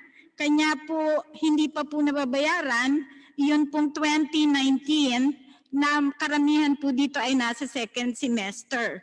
Kung atin pong titignan yung pong listahan, ito po ay galing sa mga lugar na tinatawag po nating isolated and hard to reach areas o yung geographically isolated and depressed areas. Ang karamihan po nito ay nagmumula sa Visayas and Mindanao at ang ilang karamihan po dito, hindi lamang po sila GIDA area, sila rin po ay mga nasalanta ng earthquake ng Taal sa Region 4A at yung pong mga armed conflict areas. Meron din pong mga sitwasyon na dahil po ang mga matatanda na mga bedridden, kailangan pong ibahay-baha para po maibigay ng tuwiran sa kanila yung tulong sa kada semestre. Ito po yung mga nagiging balakid, kaya po meron na lang po tayong 10%. Ano po naman ang ginagawa ng DSWD? Nag-geographical mapping po namin at alam po namin to kung the tool na kailangan po nating ma-deliver yung 2019 na ito. Kaya sa geographical mapping, isinampa po ng DSWD yung pong ito na natitira para po doon sa online digital payments. So yun po. Ano pa po yung inaasahan natin for 2020? Yung pong 2020 sa amin pong database, kailangan ko lang tignan. Malaki na po ang nabawas natin at nabayaran sa 2020. Isinampa na rin po namin para maging maalwan ay yung cascading. Meron na po tayong na-present o na-submit sa Land Bank for cascade na more than 2,714 at 602,000 na i-endorse po for cascading production ng Land Bank of the Philippines. At ang NCR po ang una nating nabigyan. Meron na po silang ready for distribution na 104,657 na ready for distribution. At alam na po ito ng NCR at mga Land Bank offices at ng ating field offices na ready na po ito for distribution. Humingi po kami ng tulong sa atin pong kagalang-galang na secretary na mabigyan po ng abiso ang lokal na pamahalaan na mapayagan na makalabas para po sa Know Your Client o KYC at tsaka po yung PIN number sa lahat ng Land Bank branches. So yun po yung malaki pong hakbangin ng DSWD. Hinahangad po namin na yung mga payout scheme po kung the tool for second semester ay mapapacilitate dahil yung cascade at saka dun sa GIDA areas ay mapapacilitate ng online payments. Marami pong salamat sa pagkakataong magpaliwanag. Yes, Congressman Datol. Director Wilma, yun po kasing mga pensioner, ano po, ang talagang nagbibigay sa inyo ng mga pangalan. Yung pong local DSWD na under the office of the mayor. Tama po ba ako? Congressman John Datol, bago ko po si pagsalitain, pasagutin muli ang ating kawani mula sa DSWD. Maaari po bang iyan na po muna ang iyong huling katanungan patungkol po sa pensyon at bumalik na po tayo sa usapin po ng SAP. Ngayon po, bago po matapos itong hearing na ito ngayong araw na ito, ibibigay po ng chairman sa iyo lahat ng kailangan mong oras patungkol po sa usapin ng pensyon ng mga senior citizen. Unlimited time ang ibibigay ko sa iyo. Yun na lang po, Congressman SAP, Datol. kagalang-galang na chair. Sa SAP po ito. Okay po. Gusto ko lang pong malaman kung ilan na pong senior citizen sa buong Pilipinas. Alam niyo po ang senior citizen, 9,742,450. Ang indigent po, 3,700,000. Yun po ang nagpe-pensyon. Yung pong hindi nakasama sa pensyon, na pinakiusap ko po sa inyo na bigyan nyo ng SAP na head of the family o hindi nakasama sa first tranche. Ilan na po ang nabigyan yung senior citizen ng SAP?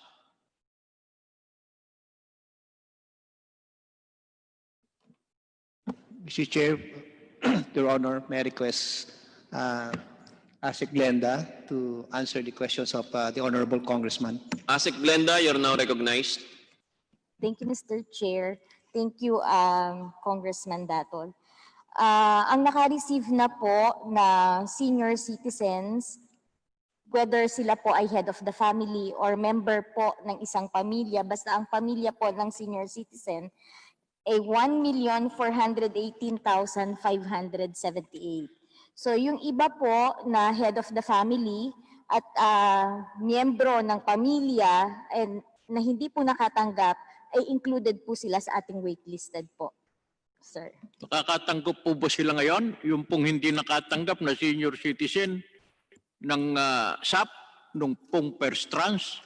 Ito po yung first tranche, Kong Datol, 1,418,578 po. Ano po yun? SAP o social pension? SAP po ito. Excuse me, Ma'am Glenda. Siguro po nasanay kayo sa kapapanood ng ABS-CBN hearing na binibigay po namin yung floor, sunod kayo na po ang bahalang mag-usap.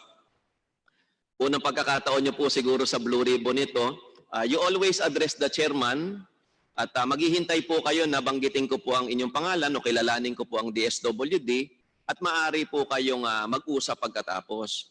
Ang iniiwasan lang po natin ay ngayon po kasi nakangiti kayo parehas, mukha pong masaya kayo nag-uusap, pero iniiwasan lang po natin yung mainit na talakayan na may mag-away sa isa man sa inyo at ayaw po namin may mabastos po kami na inimbita po namin dito sa committee pong ito.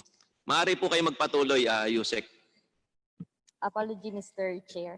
So, Mr. Chair and Congressman Datol, so yun pong 1,418,578, they were heads of the families or member of family na mga senior citizens po. So yun pong iba po na nag-appeal po sa amin na mga head of the family na senior citizens at mga miyembro po ng pamilya na eligible, they are now included po sa ating waitlisted po for the second tranche. Thank you, Mr. Chair. Mr. Chair, Congressman Datol. pwede po ba na bigyan nyo ko ng mga listahan ng mga pangalan, yung mga nabigyan nyo ng SAP at yan po, nang ma-check ko naman kasi napakarami ng mga pending sa opisina ko bilang chairman nga ng Senior Citizen Committee rito sa Kongreso. Ako po siguro ang pinakamaraming reklamo kasi 10% po ng populasyon ng ating bansa ay senior citizen. Alam niyo naman po yung mga senior citizen, hindi po naintindihan lahat nila kung paano makakakuha ng SAP. Yung iba pa nga po, pipila sila ng madaling araw, bibigyan ng form ng local MSWD na Office of the Mayor. Pag nakapila na po sila, sasabihin nila na bumalik na lang kinabukasan. Ang dami na pong namamatay na senior citizen. Kaya nga po, pinakiusap ko nung nakaraang hearing, meron namang na Chairman, na Memorandum Number 4 ang DSWD Series of 2019 na lahat ng pensyon ng senior citizen ihatid sa bahay, door to door. Ano po? Yan naman po talaga ang dapat mangyari. Hindi na po dapat sila pumila nung nakaraan na napakarami pong namatay. Maraming na-stroke, maraming baldado ng mga senior citizen. Kaya nga po, nung sabihin ng ating sekretary na i-door to door na lang, ano po, lubos po akong nasiyahan. Sa dami po ng nananood sa atin ngayon ng mga senior citizen na hindi naman makalabas ng bahay, hihintayin nilang nila sa bahay.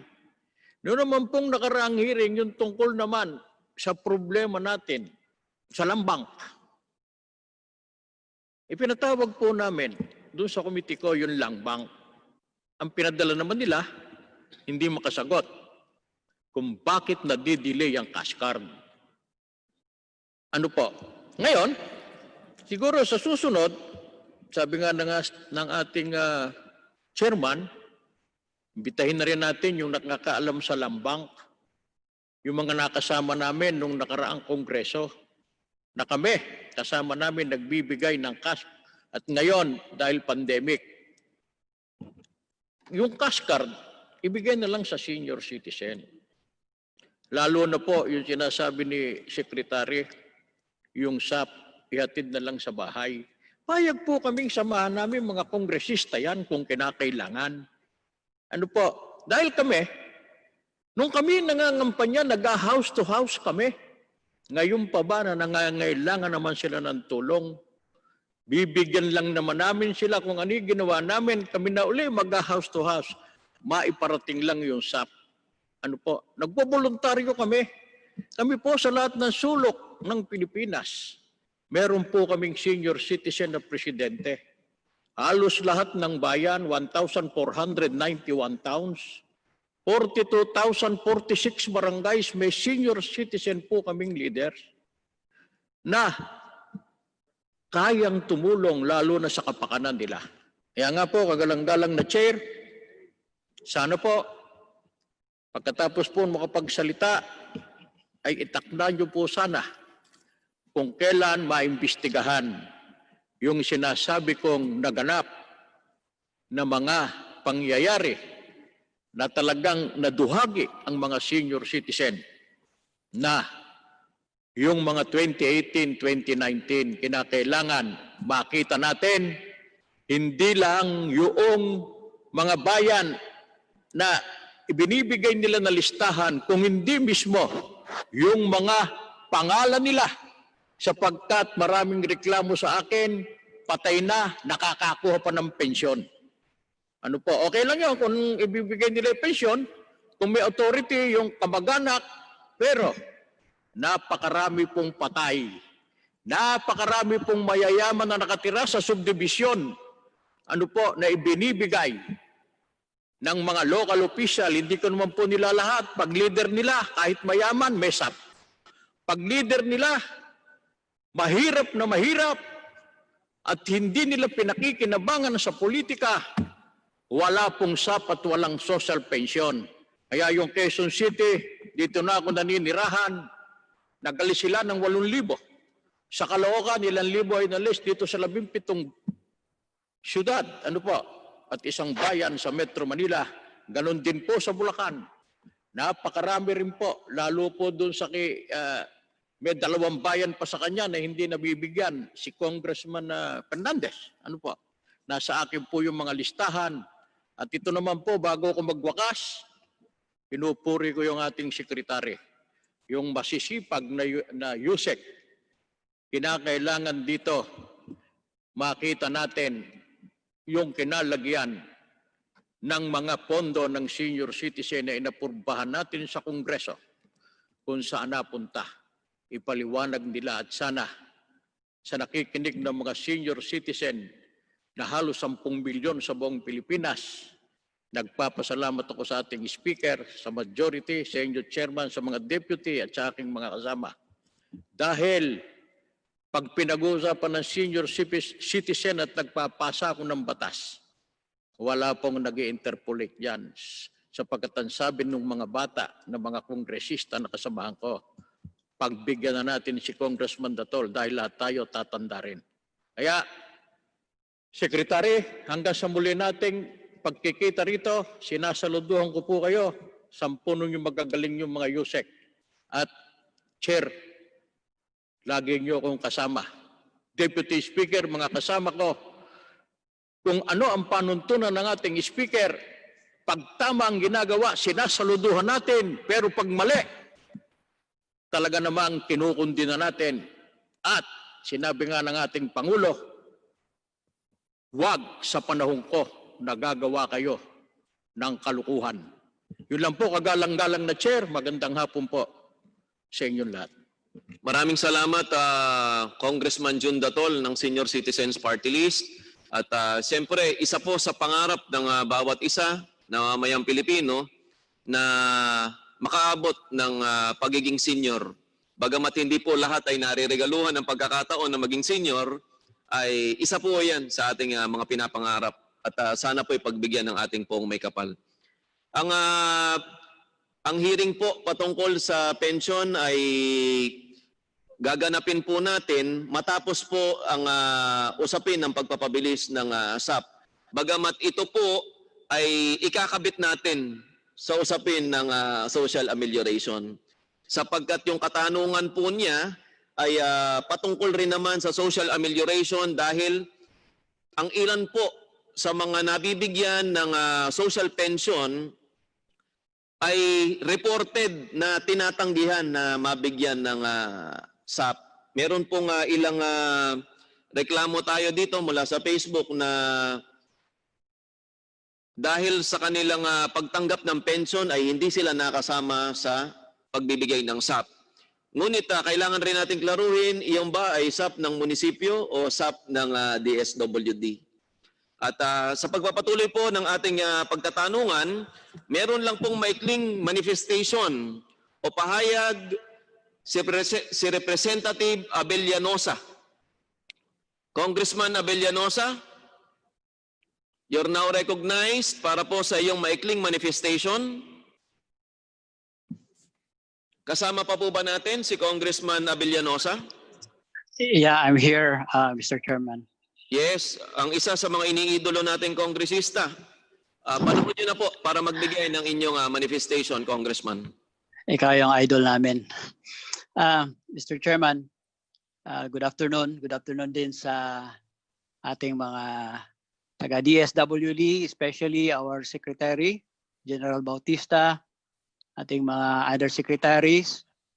Kasamahan natin sa plenary at saka sa Zoom, online. I also see our Cabinet Secretary, Carlo Nograles, religiously taking notes of our proceedings this afternoon. Good afternoon sa iyo, Secretary. And sa lahat ng mga nanonood sa proceedings ngayon online, good afternoon sa ating lahat. Mr. Chairman, I represent the 2nd District of the City of Cebu. As you know, ito yung naging epicenter na ng COVID ng buong Pilipinas. But before I make my questions, allow me to make a manifestation, Mr. Chairman. I wish to reiterate my concerns on the implementation of the SAP, particularly in the city of Cebu.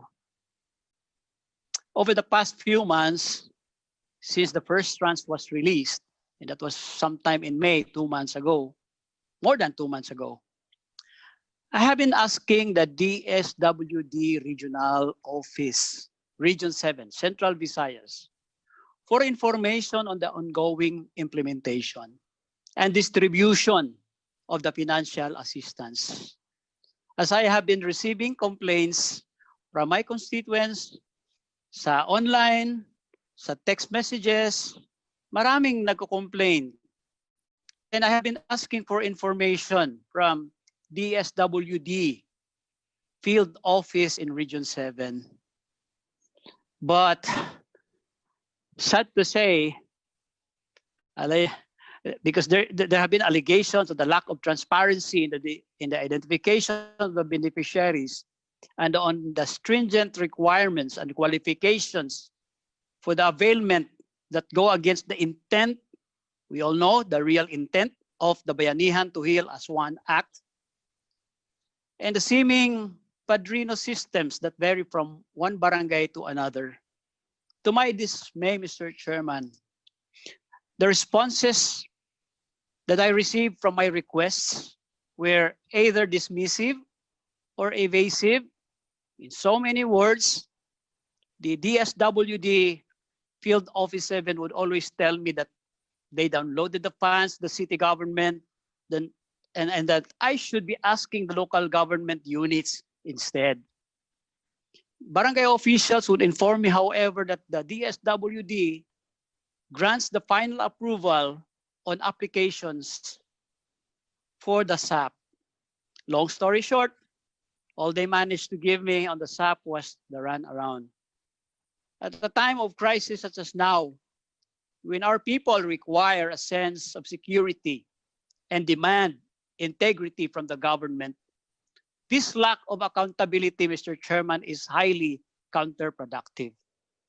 I wish to put it on record that as far as the implementation of the SAP in my district is concerned, the DSWD performance barely gets a passing mark. Alam natin, the Bayanihan Act even requires the office of the president to render a report every week.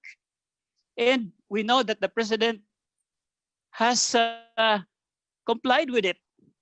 But in the case of the region, the field office of this WD here, marami na akong na-file na resolutions in the House. Meron akong sulat, I sent it to Secretary Bautista, to the regional director, to the assistant regional director for field operations. Sabi nila, I just have to get the data from the LGU. They're the ones talking. For the information of everyone, I'm not part of the City Hall. We know that because I'm with the legislative. And I'm not part of the operations of City Hall. So I cannot just simply get this data from them. And probably there might be some reasons why this data are not provided this representation. So I'm relying on the provision of this data because this can be very helpful. I'm relying to get this data from DSWD itself.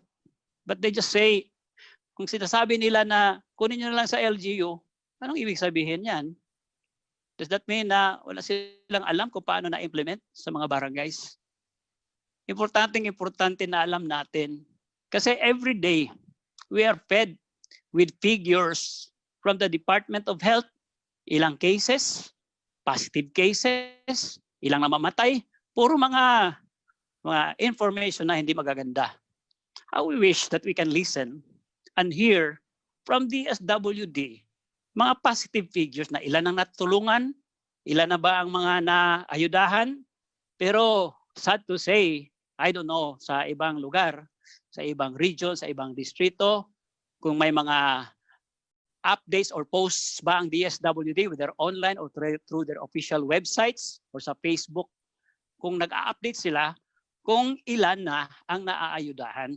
Kasi maraming tao na naghihintay, hindi naman lang nila alam, they don't have an iota of idea kung kailan magkakaroon ng first tranche, kailan magkakaroon ng second batch ng first tranche. Is not even the second tranche yet, no? Kasi may mga iba na omitted and hahabulin pa. Is that still part of the first tranche? And now we're talking of the second tranche. Hindi nila malalaman kung kailan. I've been asked questions by my constituents. And with regards to Region 7, Central Visayas, my district happens to be the district with the most possible number of beneficiaries because we have the most number of households in the entire region, especially in the city of Cebu. And we are demanding for more transparency kasi maraming nalileft out eh. pinaubaya lang ng DSWD doon sa LGU without holding the LGU responsible on the implementation. Kaya yun ang gusto kong maging tanong doon kay Secretary, because you said we are adopting a new system, we are digitalizing the payout to enhance, to accelerate the SAP delivery, but yet ilang buwan na ang nakaraan, dito pa rin, naghihintay pa rin ang mga tao. You know, probably in the case of other areas, naka-GCQ na, medyo nakakapunta na ng trabaho yung mga tao. But in our case, in the city of Cebu, we are on hard lockdown until now. And marami na nagugutom dito. Kailangan na talaga na pumunta na ng DOH, deliver the help to the people.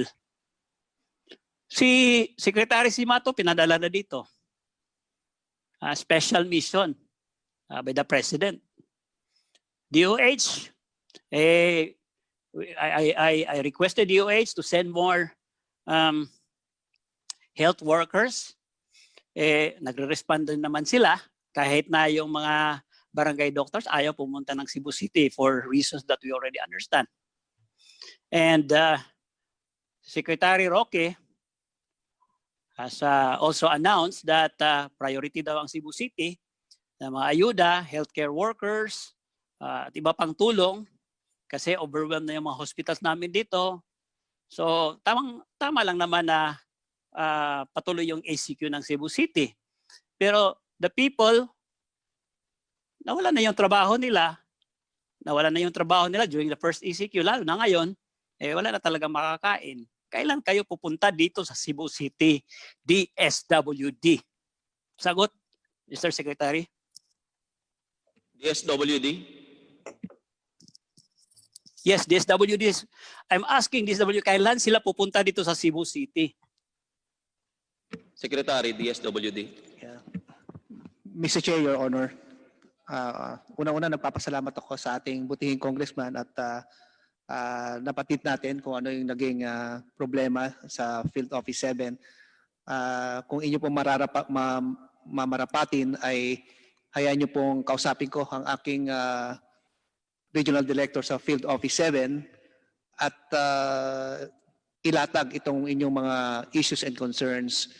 Sa proseso po kasi sa ating mga field offices, meron po tayong mga city or municipal action teams na ito po nakadeploy po sa mga iba't ibang munisipyo at syudad at sila rin po ang tumitingin kung ano ang mga pangangailangan at kung ano ang mga dapat na impormasyon ang ipabatid at iparating sa ating mga local chief executives, mga legislators at iba pong mga stakeholders. Pero sa inyo pong paliwanag na mukhang hindi po yata nagawa ang proseso na to, kaya ang aking pong pakiusap, hayaan niyo po muna akong imbestigahan kung ano mga nangyari dyan at makakaasa po kayo na sa madaliang panahon ay meron pong magpapakita sa inyong taga-DSWD man, either galing po yan sa field office or ito po ay galing sa mga city or municipal action team. At talagang i-require ko po sila na tignan ang inyong kalagayan at ma-ensure natin na talagang open ang dialogo at malaman namin kung anong pangailangan ng ating mga kababayan. Sa issue po, butihing Congressman, regarding sa list of beneficiaries, dahil na rin po sa mga provision ng Data Privacy Act, ay hindi po kami nagbibigay ng diretsyo ng listahan. Ang ina-advise po namin dyan ay ididirekta po kami ng Oversight Committee ng House of Representatives para doon po namin ibibigay yung listahan. Pero ganun pa man, ang mga list po ng ating beneficiaries ay nakapost po iyan sa aming website. Ito po ang isang ginawa naming transparency para makita ng lahat ng ating mga kababayan kung sinong nakakatanggap at sila rin po ang maging vanguard na magsasabi kung eligible ba siya o hindi. Sa isang simpleng proseso, pagpasok po sa website, titingnan lang po natin kung anong region ang gusto nyong tignan ng mga pangalan ng benepisyaryo at baba po yun, maaari sa munisipyo hanggang barangay po.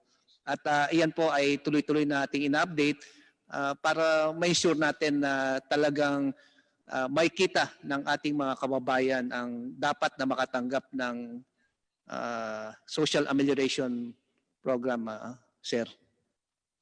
Yes, Mr. Mr. Secretary, Secretary. para lang May po tanong ako.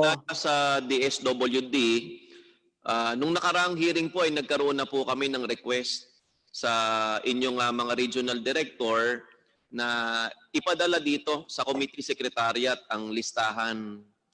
Sa ngayon po, dadalawang region pa lang ang nakapag-comply. Region 5 at Region 8 pa lamang po, Secretary. At sana po lahat po ng region ay makapag-comply sa hinihingi pong mga listahan ng committee ito. Secretary? Mr. Chairman. Mr. Chair, Your Honor, meron pa kaming compilation sa central office. Dala po namin ngayon as part of our compliance, Mr. Chair, Your Honor. Maraming salamat po, Mr. Secretary. Maraming salamat, DSWD. Yes, Congressman Abellanosa, you may continue. Thank you, Mr. Chairman Arevalo.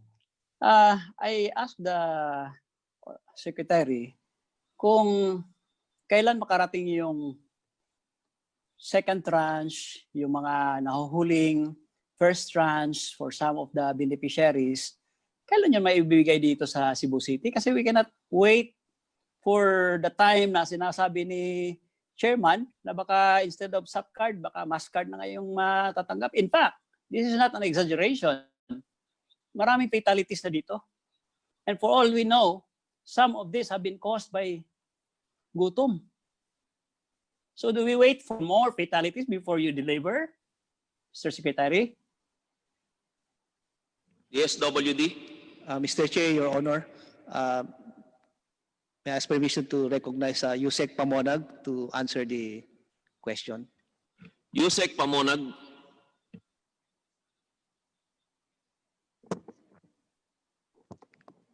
Your Honor, Mr. Chair, may I ask for the clarification of the questions, if you would mind.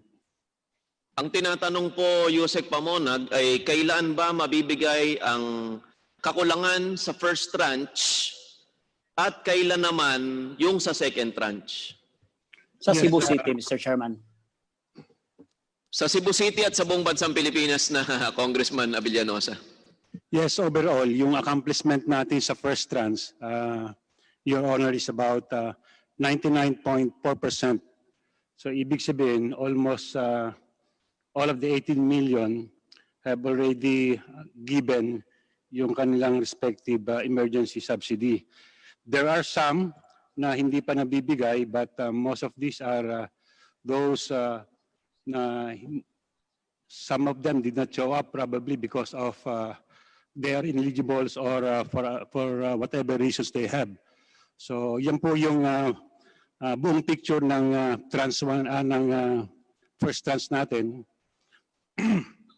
And for the second tranche, as we keep on saying, we are trying to fast track yung pagbigay ng second tranche through the digital Excuse me payment. po, Sir Yusek.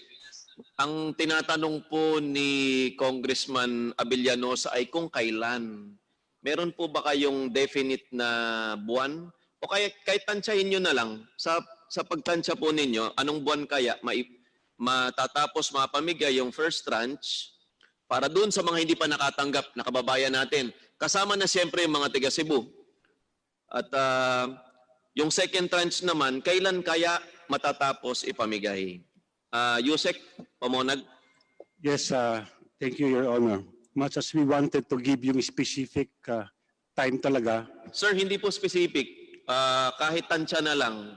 Ibig sabihin, di ka naman namin ipakukulong kung mali yung tansya mo. Para lang alam natin kung ano yung time frame sa isip po ninyo. Sa tansya po ninyo, mga kailan? Tansya lang, Yusek. Yes, Mr. Chair.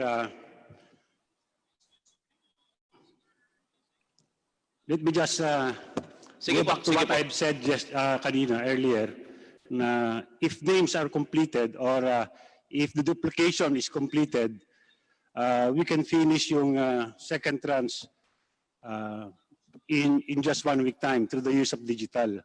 But we are facing some challenges like yung encoded names, which we are waiting up to now. We keep on reminding our ground units to coordinate with the LGUs and fast track yung pag-upload ng encoded beneficiaries. So yun po yung isang variable dito, which is very significant why we could not give specific time, Mr. Chair. Ang sinasabi niyo po, Yusek, ay wala Mr. sa Chairman. control ninyo, hindi niyo hawak yung sitwasyon. Ganoon po ba? Out of control ang situation, Yusek. Mr. Chair, what I'm saying is that in order for us to give yung specific time, so the encoded names of beneficiaries dapat nasa amin na. And at this Ganito time, na lamang po, Yusek, para po hindi na rin kita mapahirapan dahil pakiramdam ko, nahihirapan talaga kayong ibigay sa amin yung oras. Pero iyan po ang hinihingi ng ating mga kababayan. Kung kailan yung oras na talagang sila ay makakatanggap, maaari po bang paghandaan ninyo? Pagkatapos po ng hearing na to, aralin po natin ulit, planuhin natin ulit, para po sa susunod na pag-uusapan po natin ito at pakiramdam ko po ay mabilis yung susunod na pag-uusapan. Mukha pong sa isang linggo ay meron ulit tayong hearing tungkol po sa usaping ito, ay maibigay nyo na po sa amin yung estimated time o yung sa tansya po ninyo, kailan ba talaga?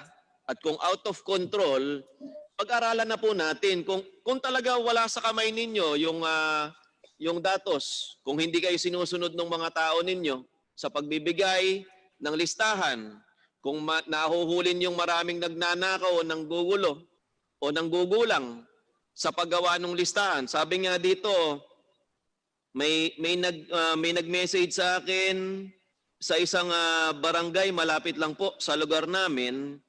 Good PM, kung di lamang po sumbong ang mga nabigyan ay kamag-anak ng mother leader. Sila po ang namimili kung sino ang gusto nilang bigyan. Kagaya po nito, may mga sumbong po tayo ng ganito. Kung out of control, hanapin po natin yung pagkakataon para maibalik sa atin yung control. Kasi kung hindi po natin hawak yung sitwasyon, magiging paasa na lang tayo ng paasa sa ating mga kababayan at ayaw po natin silang paasahin. Sabi nga ni Speaker Cayetano, hindi natin sila kailangan paasahin, kailangan sila ay mabigyan ng mabilis at mabigyan kaagad. Siguro po, Yusek Pamonag, hindi naman po tayong dalawa nagtatalo at bagkus mukha pong nagkakasundo tayo na i-rethink natin ito, isipin natin ito ulit, pagplanuhan natin ulit kung paano maibabalik sa atin yung tamang sistema, mas mabuting sistema.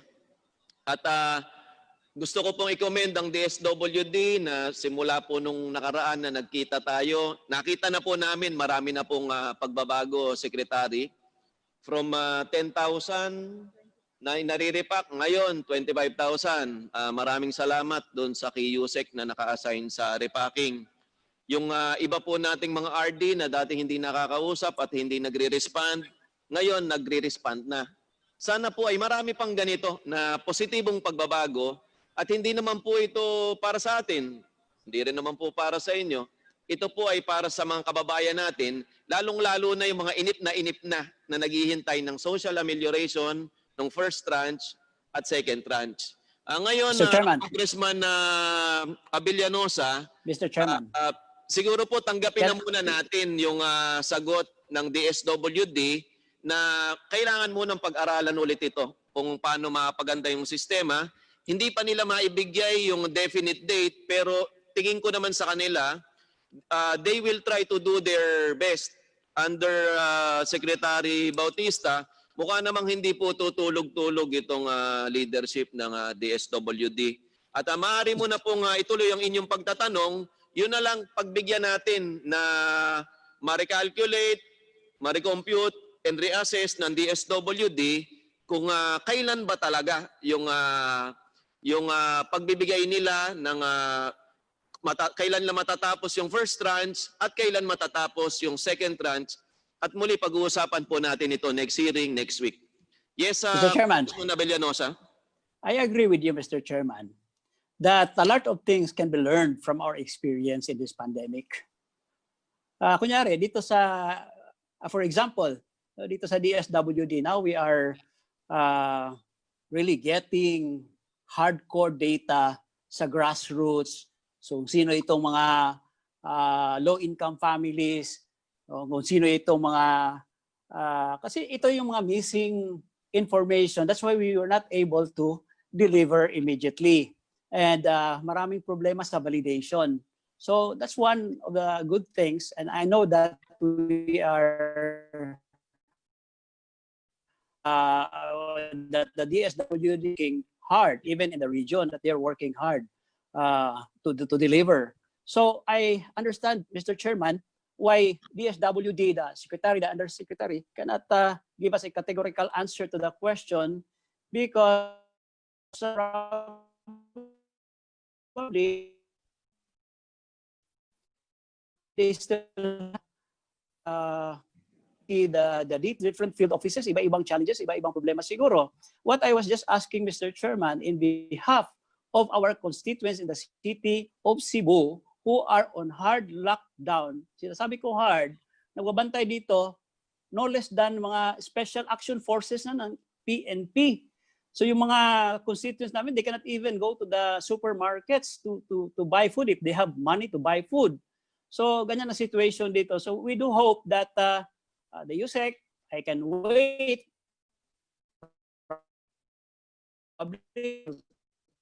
take another hour. Kung communicate lang sila directly sa akin, I'm just a text message away pa lang naman eh. Alam nila yung cell number ko. Yun na nga ang sinasabi ko kanina, hindi sila talaga nag-update. So I would not have been asking this question directly to you. I would have been satisfied kung anong sinasabi nila. Sabihin nila next week, meron na din. I don't have to ask this question. So maybe kayo ang magtatanong sa kanila. I'm sure you will get your answers right away. So that remains to be my question now. If this can be answered later, pardon me, Mr. Chairman, na I'm just asking about Cebu City kasi ang daming reklamo dito sa Cebu City. Hindi na makagalaw ang mga tao dito. They badly need this assistance from the SWD. Not next week, not next month, but right now, Mr. Chairman. Secretary, totoo naman na isa na sa mga epicenter ng COVID sa buong bansang Pilipinas ay yung Serhiyon malapit sa Cebu. Tama po ba? Region 7 ba yung lugar na yan? Cebu City. Cebu City and Region... Cebu City mismo. Region 7. Region 7. Opo. Sa Central Cebu Visayas. City. At totoo naman na hindi na mapaghihintay yung ating mga kababayan doon. Ayoko pong pahirapan yung regional director na naka-assign doon, na papuntahin pa dito para lang tanungin. Maaari po ba, Secretary Bautista, na yung regional director nyo po sa lugar ng Cebu ay direkta nang makipag-usap kay Congressman Abellanosa? Total po yung linya po ni Congressman Abellanosa medyo nagiging choppy na.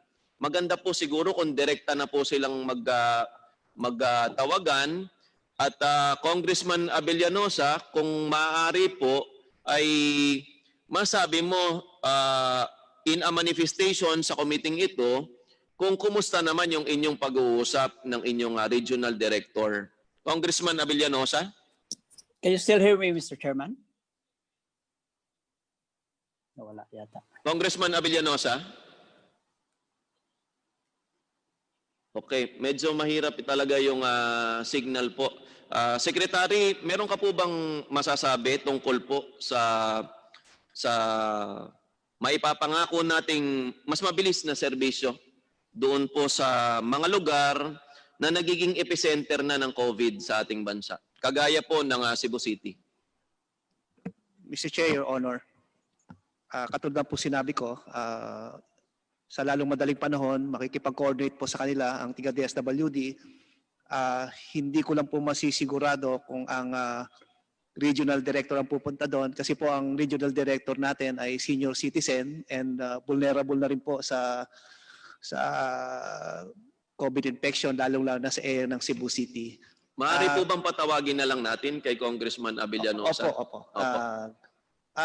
Isa rin po kasing, ito po, kino-confirm natin, may feedback din po galing sa ating mga field offices na despite na yung ating DSWD na gustong magpasok ng mga foodstuffs doon o kaya magbigay ng ayuda ay pinagbabawalan po ng mga local government unit dahil naka-total lockdown po ang lugar. Pero sabi ko nga po, i-confirm po natin yan. Anyway, Excuse me po, Secretary Bautista, hindi ba kahit naman naka-total lockdown, excuse naman yung frontliners ng DSWD, Secretary Bautista? May mga pagkakataon po talaga na very stringent na ayaw magpapasok ng LGU dahil unang-una, ayaw nilang either maging carrier yung papasok o pero gusto ba nilang labagin yung batas ng bayanihan? Will as one. Yes, pero nasa bayanihan will as one po act po na frontliners from the national government are exempted from lockdown. Lalong-lalo na sigurado yung mga taga DSWD, Mr. Secretary. Tama po kayo doon. I-cite ko lang po, hindi lang po ito sa kaya sabi ko, kino-confirm namin. Kasi po, meron pong mga probinsya, katulad po sa Quirino, na talagang pag magbabalidate kami doon, ay pinagbabawalan po na pumasok dahil naka-total lockdown. Pero be that as it may, ipaprioridad po natin ang Cebu City sa paghatid ng mga ayuda at ng mga family food packs. Pero ang pinaka-immediate po talaga natin ay magkaroon ng pag-uusap at makapagpaliwanag ang ating regional director o kaya ang kanyang deputy regional director para malaman po talaga kung ano ang problema at paano makakabigay ng mabilisang tulong ang DSWD sa probinsya, sa siyudad ng Cebu. Maraming salamat, Secretary Bautista, at salamat rin sa iyong direktiba, sa iyong regional director at assistant regional director na makapag-ugnayan sa mga kinatawan sa mga lugar na nagiging epicenter na ng COVID. At siguro, hindi lang siguro yung mga lugar na epicenter na Secretary Bautista, siguro pati sa paghahanda sa mga lugar na may COVID ay makipag-ugnayan na rin tayo sa ating mga kasama sa gobyerno, Secretary. Mr. Chair, Your Honor, nung una pa man at nung last na hearing namin dito ay talagang in-emphasize namin sa ating mga regional directors na puntahan, makipag-dialogo at makipag-usap. Kasi at the end of the day, tulong-tulong naman yan para ma-ensure natin na kung sino man ang maapektuhan ay hindi masyadong mabiburden. No? Kaya iuulit ko po yon sa aking mga regional directors na talagang hindi lang yung very regular, baka pwedeng mas lalong regular pa ang pakikitungo nila sa ating mga different stakeholders, lalo-lalo na sa ating mga legislators at saka local chief executive. Maraming salamat sa napakagandang pagturing, Secretary Bautista. Naipangako ko po kay Deputy Speaker Dan Fernandez na siya na ang huling magtatanong ngayong araw na ito. Ngunit nagpalista si Congressman Paul Dasa. Okay ba na paunahin ko muna si Congressman Dasa? How many questions, Mr. Chairman? Alam mo, Mr. Chairman, 4 hours na ako nakaupo dito. Twice na ako nagbigay because of you. But Paul Dasa is a good friend of mine. Can you possibly ask him kung how many questions? So is that a manifestation lang? Paul Dasa, mga ilang katanungan po ba ang iyong ibibigay? Or maybe Congressman Paul Dasa? Mr. Chairman, or maybe Paul Dasa wanted to close the hearing for today. This will not take me a lot of time, Mr. Chairman. Congressman Paul Dasa. Mr. Chair, Yung katanungan ngayong araw na ito, Congressman. actually, Mr. Chair, I like the suggestion of Deputy Speaker Fernandez. I can do the end because I wanted to wrap up many of the comments that I think will help the committee move on these issues on this app. So I'll leave it up to you, Mr. Chair, but I'm okay going last because I do have a series of questions.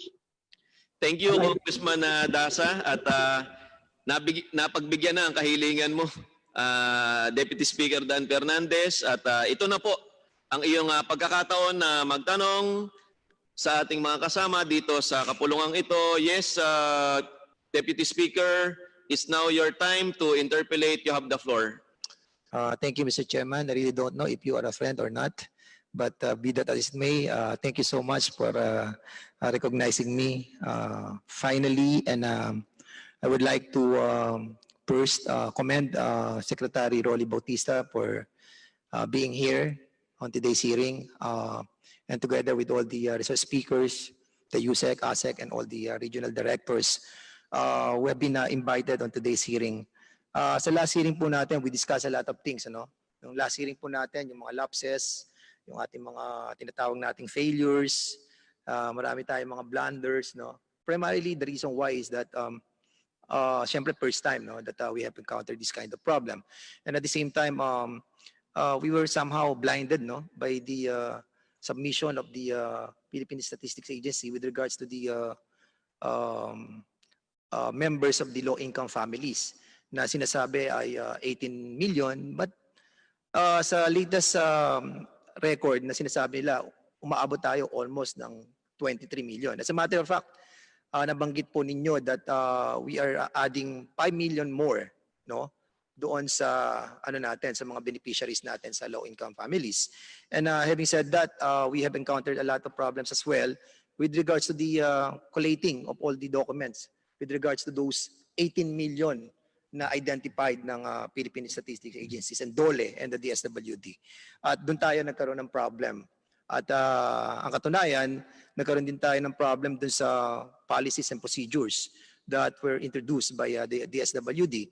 And being a part of the legislative family, and mostly lahat ng ating mga members dito ay mga mayors, former mayors, governors, somehow we have the yung feel on what it is in the ground. And that's why we have recommended a simple and 7 ways of procedures on how to do it quickly. But unfortunately, because of some reasons, hindi po natin nagawa.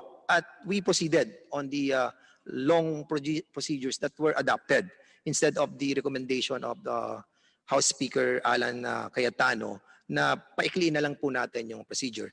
At ang nangyari po ay nakita po natin yung chaotic situation on the distribution. The very essence of our approving the Bayanihan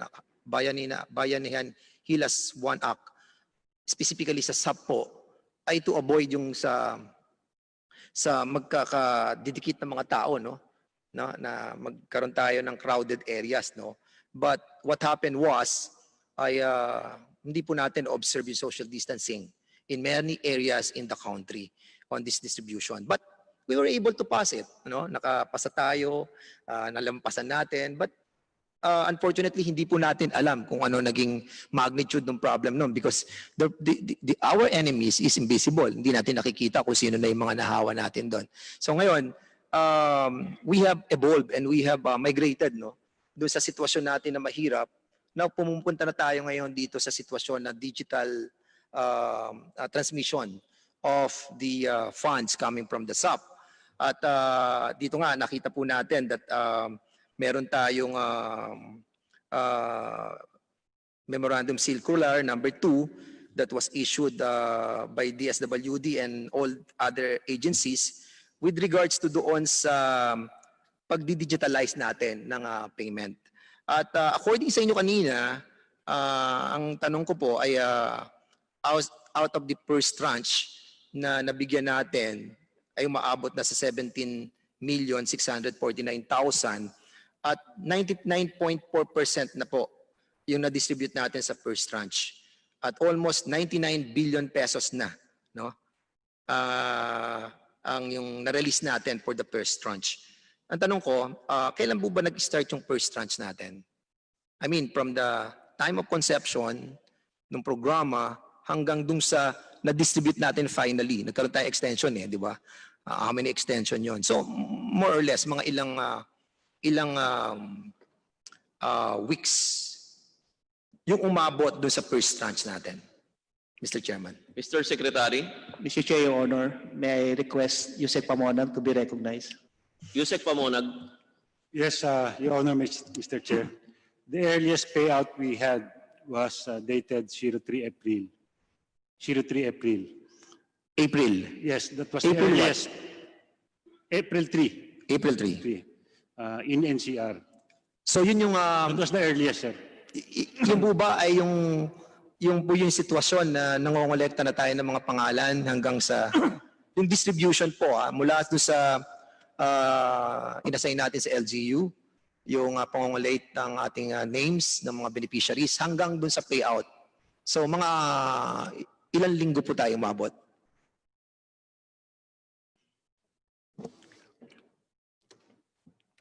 Yung mga LGUs kasi natin, even yung mga municipalities, have their own peculiarities. There are some LGUs who complied immediately sa mga requirements, hence yung payout is very early.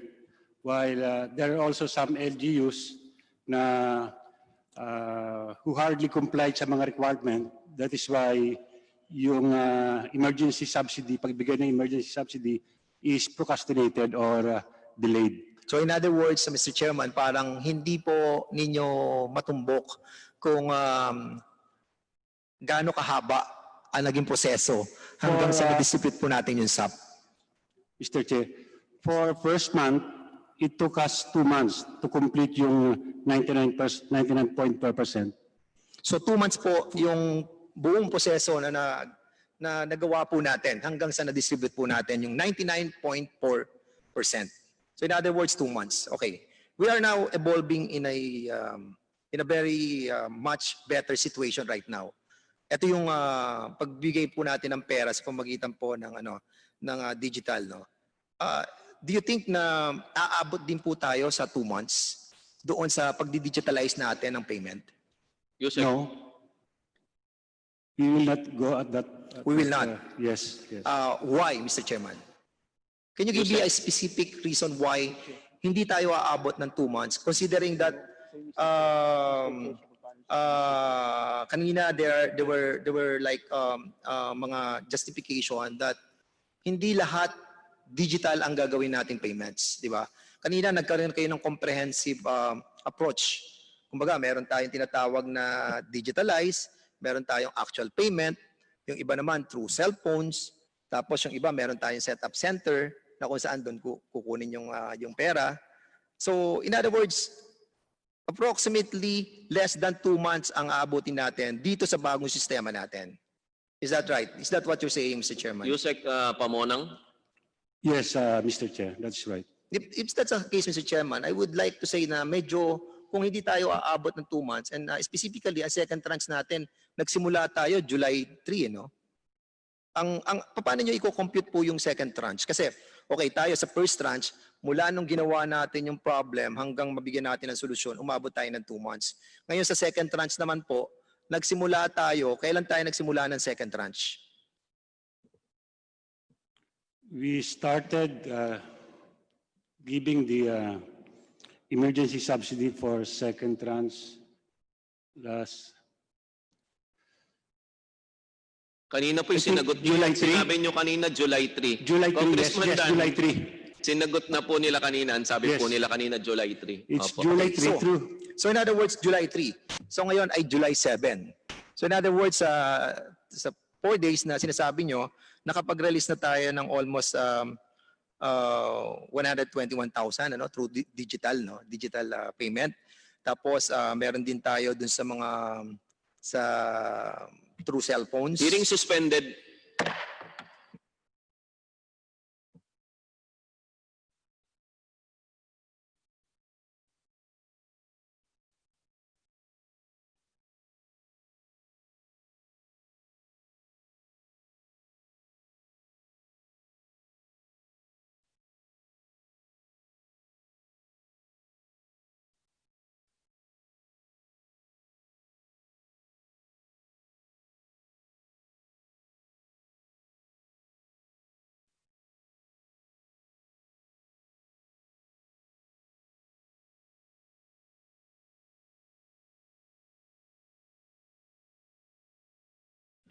Hearing resumed. Deputy Speaker Dan Fernandez, my very good friend. Yeah. So thank you, Mr. Chairman. But the way it goes, no, kung July 3 po tayo nagsimula doon sa digital and the different kind of approach sa pagbibigay po natin itong ating pong ayuda sa ating mga kababayan, it seems that we will be having a lesser time, no, in distributing our funds. And having said that, Mr. Chairman, considering this one, ang kasama natin at katulong natin sa pagbubuo ng programang ito, nag-create tayo ng tinatawag na Information Communication Management Services. Is that right, Mr. Chairman? Correct, Mr. Chair. DSWD. Mr. Chair, yes, Mr. Chair. Okay, Mr. Secretary, medyo yung pong TMS is a new system that was introduced by DSWD. Is that right? DSWD. Mr. Chair, actually, the office has been existing for quite some time. Pero dahil lang dito sa COVID-19, talagang nag-iba yung kanilang naging trabaho, particularly on collection of names, encoding of names. So sila po talaga yung sabihin natin nagko-consolidate talaga ng mga data para dito po sa mga beneficiaries ng SAPO. So in other words, Mr. Chairman, Mr. Secretary, this office is already, this ICTMS is already been in existence, no, for so many years. Hindi lang natin natatap yung kanyang talent na dapat pala before pa na collate na natin ang lahat ng database sa buong Pilipinas para at least, di ba, pagdating ng pandemic like this, alam natin how to answer on this scene. But nga po, ang ICTMS ngayon ay napaka-importante sa collation of the database. Most specifically dito sa ating mga low-income families. At sino po ang pinaka-head ng ICTMS natin, if I may, Mr. Chairman? Mr. Chair, Your Honor. DSWD. Ang head po natin ng ICTMS ay si Director Andrew Ambubuhay po, Mr. And Chair. he is here right now, Mr. Chair. Andito po siya. Andito siya. Mr. So Chair. siya yung kasama natin. So gusto ko lamang tanungin siguro yung ating IT officer, Mr. Chairman, no, para malaman natin dun sa system nila ano pa yung mga services that are being included here. Kasi last hearing, I remember I was listening to the DSWD and they were trying to tell us that out of the 22,000 na I think it's ano ba yung tawag doon? Overpayment ba 'yon? Overpayment or nagdoble? May mga nagdoble and need to be refunded. At out of the 22,000 individuals, 13,000 were already refunded. Is that right, Mr. Chairman, the IT official? DSWD. Yes, sir. Director. Sorry, Asek Glenda, can you please? Okay, ang tanong doon, Mr. Chairman, ay during the last hearing, napag-usapan yung ICTMS. Ano ba itong ICT? Information, Communication Technology, Management Services. Ito yung services na kinuha ng DSWD para mag-handle ng database ng DSWD. And at the same time, ay magbigay ng mga iba-ibang mga application para mapadali. In other words, yung serbisyo ng DSWD. And one of those ay yung pagre-refund noong mga nagdoble na mga beneficiaries. At yung iba, yung hindi naman talaga dapat pagbigyan ay nabigyan. So in other words, meron na kayong sinabi sa amin, and that was recorded, Mr. Chairman, na 22,000. At out of the 22,000, 13,000 na yung na-refund natin, nakuha natin muli. So ang tanong ko ay, is that correct? Mr. Chairman, tama po ba yun? DSWD? Mr. Chair, Your Honor, may I request that ASIC Glenda be recognized? Siya po yung may data regarding sa mga refunds, Mr. Chair. Yes, Yusek Glenda.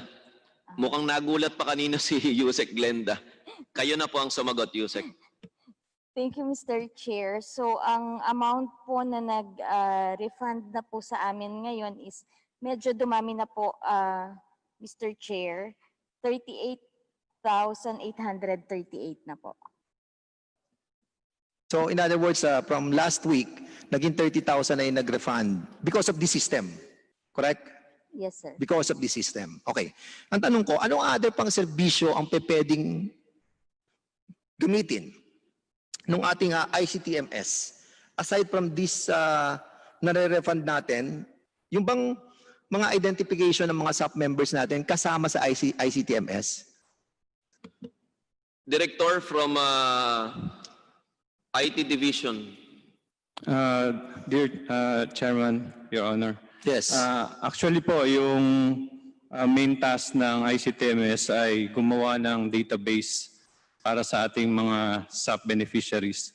So tama po kayo, Congressman, na kami po ay may maintain na database sa ICTMS. At dun sa database nyo ngayon, masasabi natin na meron na tayong 17.6 million na mga low-income families that is recorded on your system.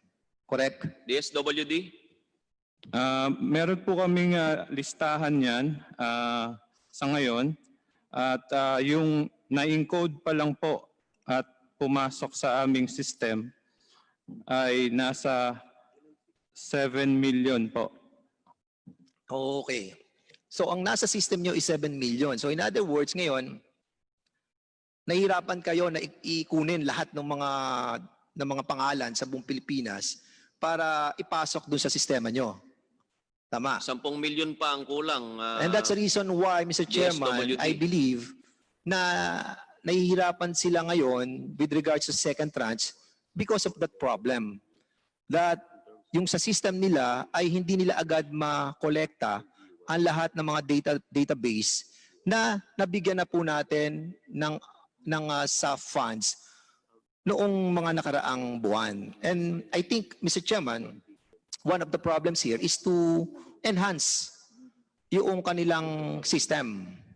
And by enhancing this system, I would like to ask yung ating IT person doon sa DSWD to somehow come out with a faster system that will help us to collate much faster.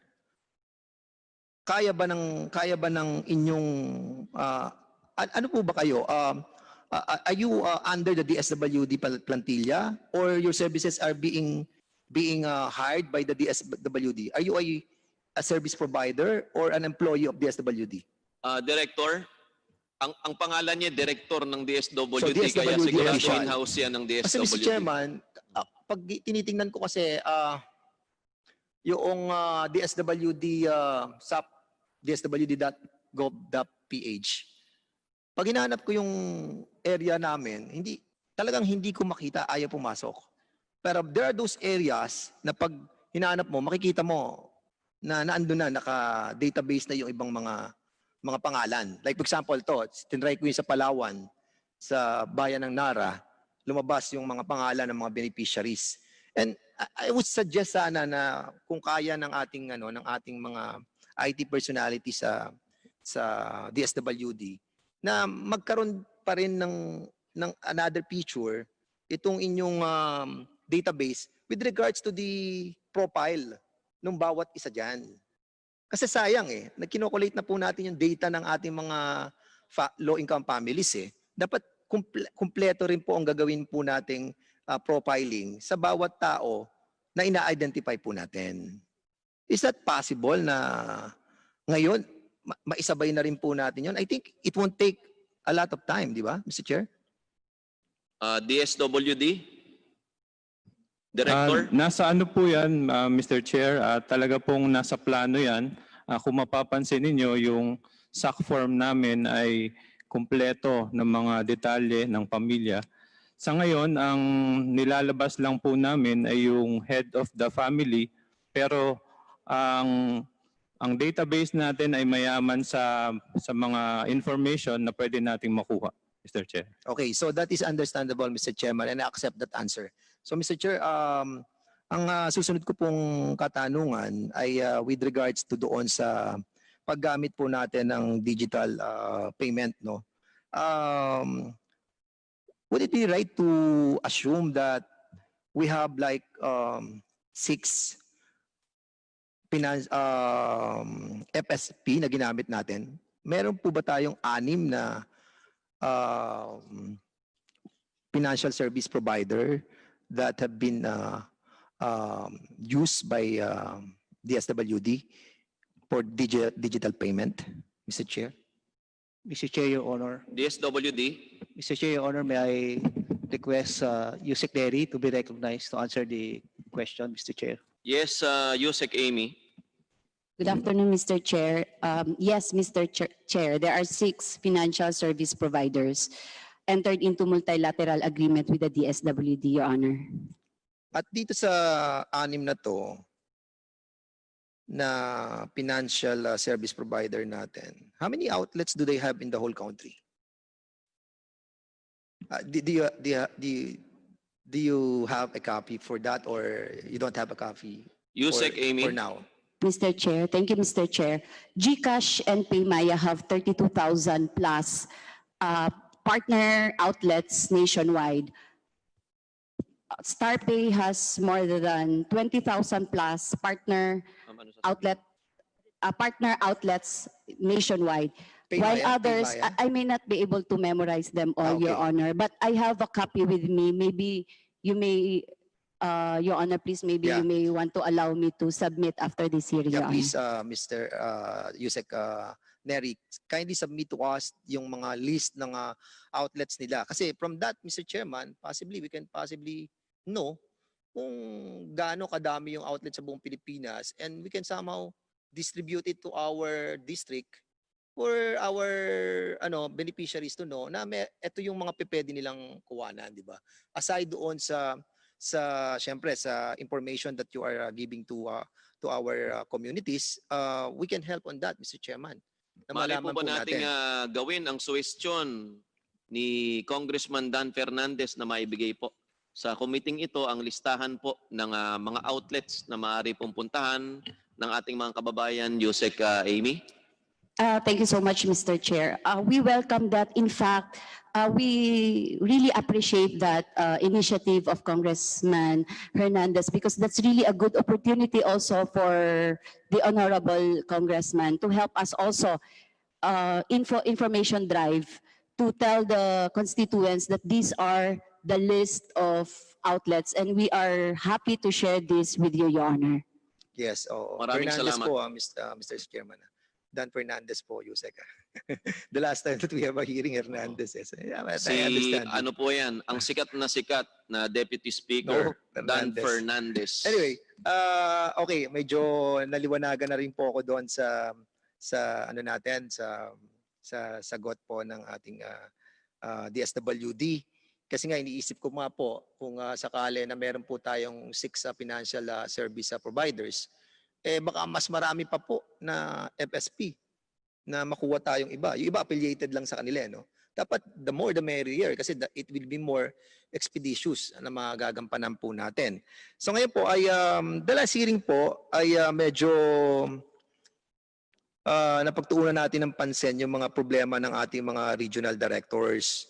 At nabanggit doon nung last ay si Director Lucia Almeda na taga region ko, Region 4. At nabanggit din ngayon ko lang nalaman yung sa NCR na si Director Vic Tomas at sa Region 3, si Director Maristela. Sino yung isang region, Mr. Chairman? Region 2 ba yun? Yung may problem din area. Region 12 sa General Santos. General Santos ba yun? Specifically, the problem that arises during that hearing. Kasi nga, yung pong paghingi ng tulong ng mga members of the House of Representatives, ano? Specifically nga, doon po nga sa tinatawag nating food packages, ano, Mr. Secretary. And somehow doon kanina sa usapan natin, medyo na-solve na po natin doon sa food packages.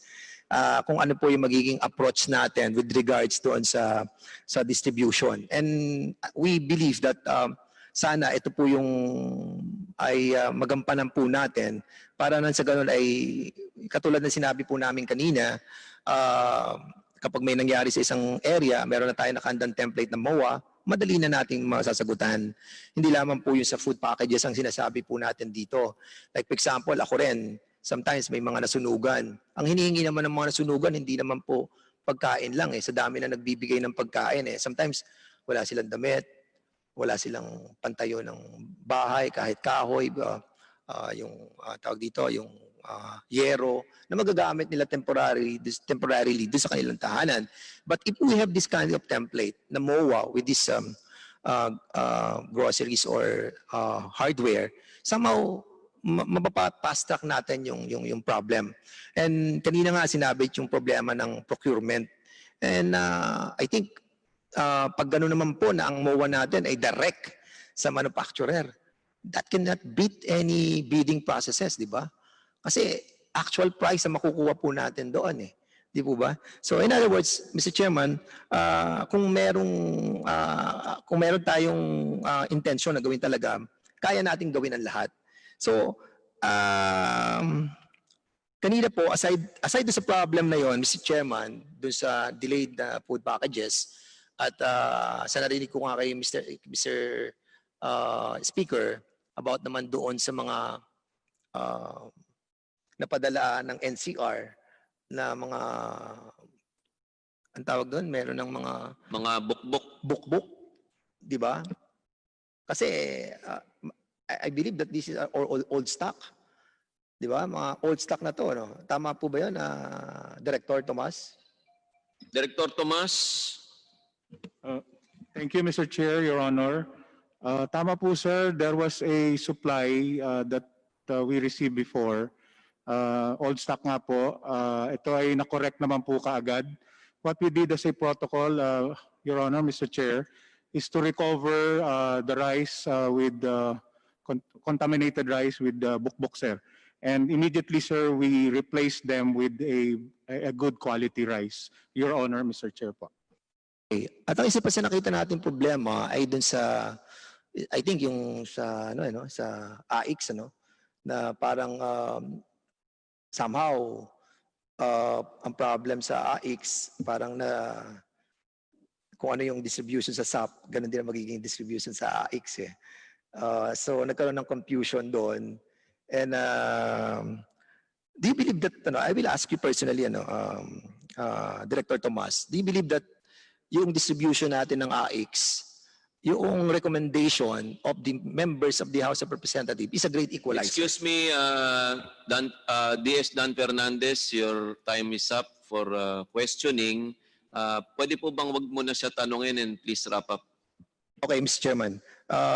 Patapos na rin naman po ako, Mr. Chairman. Ang gusto ko lamang pong iparating dito, kasi alam nyo, yung pag nagre-recommenda yung mga senators, mga congressman, mabigyan ng tulong yung ating mga kababayan, somehow nasa ground kami yung mga congressman di ba? At for example sa Region 4 sa amin, ang opisina ng region is sa Alabang. Pag sa Alabang yan, halimbawa yung hihingi ng tulong taga Mulanay, mahihirapan talaga yan dumiretso sa Alabang para mabigyan ng tulong sa education, burial, or medical. And that's the reason why yung equitable distribution, saka na-expedite natin yung distribution, ay mas maganda kung somehow ay nabibigyan ng pansin yung rekomendasyon ng ating pong mga members of the House of Representatives. And somehow, I think doon po ako magtatapos, Mr. Chairman, at wala na po akong oras na magagamit, but I would like to somehow congratulate the whole family of DSWD, especially Secretary Rolly Bautista. Kanina I was checking my cell phone, tinitingnan ko sa Google yung pangalan mo. At nakita ko na you were our commanding general ng Philippine Army. You are a war hero, a veteran of Battle of Marawi, Basilan, and so many others, and yung mga accomplishment mo. Sa 4 na oras na nakaupo ko dito, wala na akong magawa. So I try to check your Wikipedia. Credentials. At nakita ko that yun na nga, silent worker kayo, well-rounded, achiever, workaholic, and that's the reason why the president have trusted you. And we in the House of Representatives are here to give our full trust in you as well, together with our mga kababayans na that is relying on your capacity to lead us in this endeavor. May tanong lang ako sa inyo, Mr. Secretary. Do you believe that in every battle that you have into, lagi dyan merong pong mga pagsubok, di ba? Para manalo ka na isang digmaan, ay you wanted really to win. But that there are those people in your command that wanted you to fail as well. Naniniwala po ba kayo doon, Mr. Chair? Secretary. Tama po kayo doon, Congressman Fernandez. Sa lahat po ng organisasyon, meron talagang hindi makakasabay sa mga kagustuhan at ninanais ng kanilang leader. Pero naniniwala po ako na babalik po tayo sa sinasabi nating command responsibility and chain of command. At duty po ng isang leader na tulungan, alamin kung ano yung magiging problema ng mga kanilang kasamahan na hindi makakasabay. At ay naman po ang isang achievement ng isang leader na after umalis siya sa pwesto, mapunta siya sa ibang posisyon, ay malaking katuwaan niya kapag yung mga hindi nakakasabay ay talagang nagbago at nag-excel after nung umalis siya sa posisyon na yun. And Mr. that Chair. is a challenge for you, Mr. Secretary. And yun na nga, sasabihin ko sa iyo, Mr. Secretary, Mr. Chairman, that hindi lang naman po sa organisasyon ng DSWD o sa military nangyayari yan, and even us here in Congress, ay na-experience po namin yung ganitong klase ng tinatawag nating there are those people that wanted our Speaker Cayetano not to succeed in his fight for so many things, no? At dito rin po sa inyo, ganun din po. That's the reason why isang piece of advice po galing po sa inyo pong kasamahan sa paglilingkudan sa bayan, that sometimes hindi lang naman po yung dahil they want you to fail but because they are somehow benefiting doon po sa isang sitwasyon na nakikita nila na somehow they can somehow benefit sa isang bagay na kayo po ang maapektuhan. And being a military man, Mr. Chairman, I know that you can handle this situation. And we believe in you and we rely on you. And we wanted you to be successful in this fight against COVID. At ganun din po ang ating pong Pangulo. So Mr. Chairman, yun lamang po at maraming po salamat at muli po magandang hapon po sa ating lahat. Hearing suspended.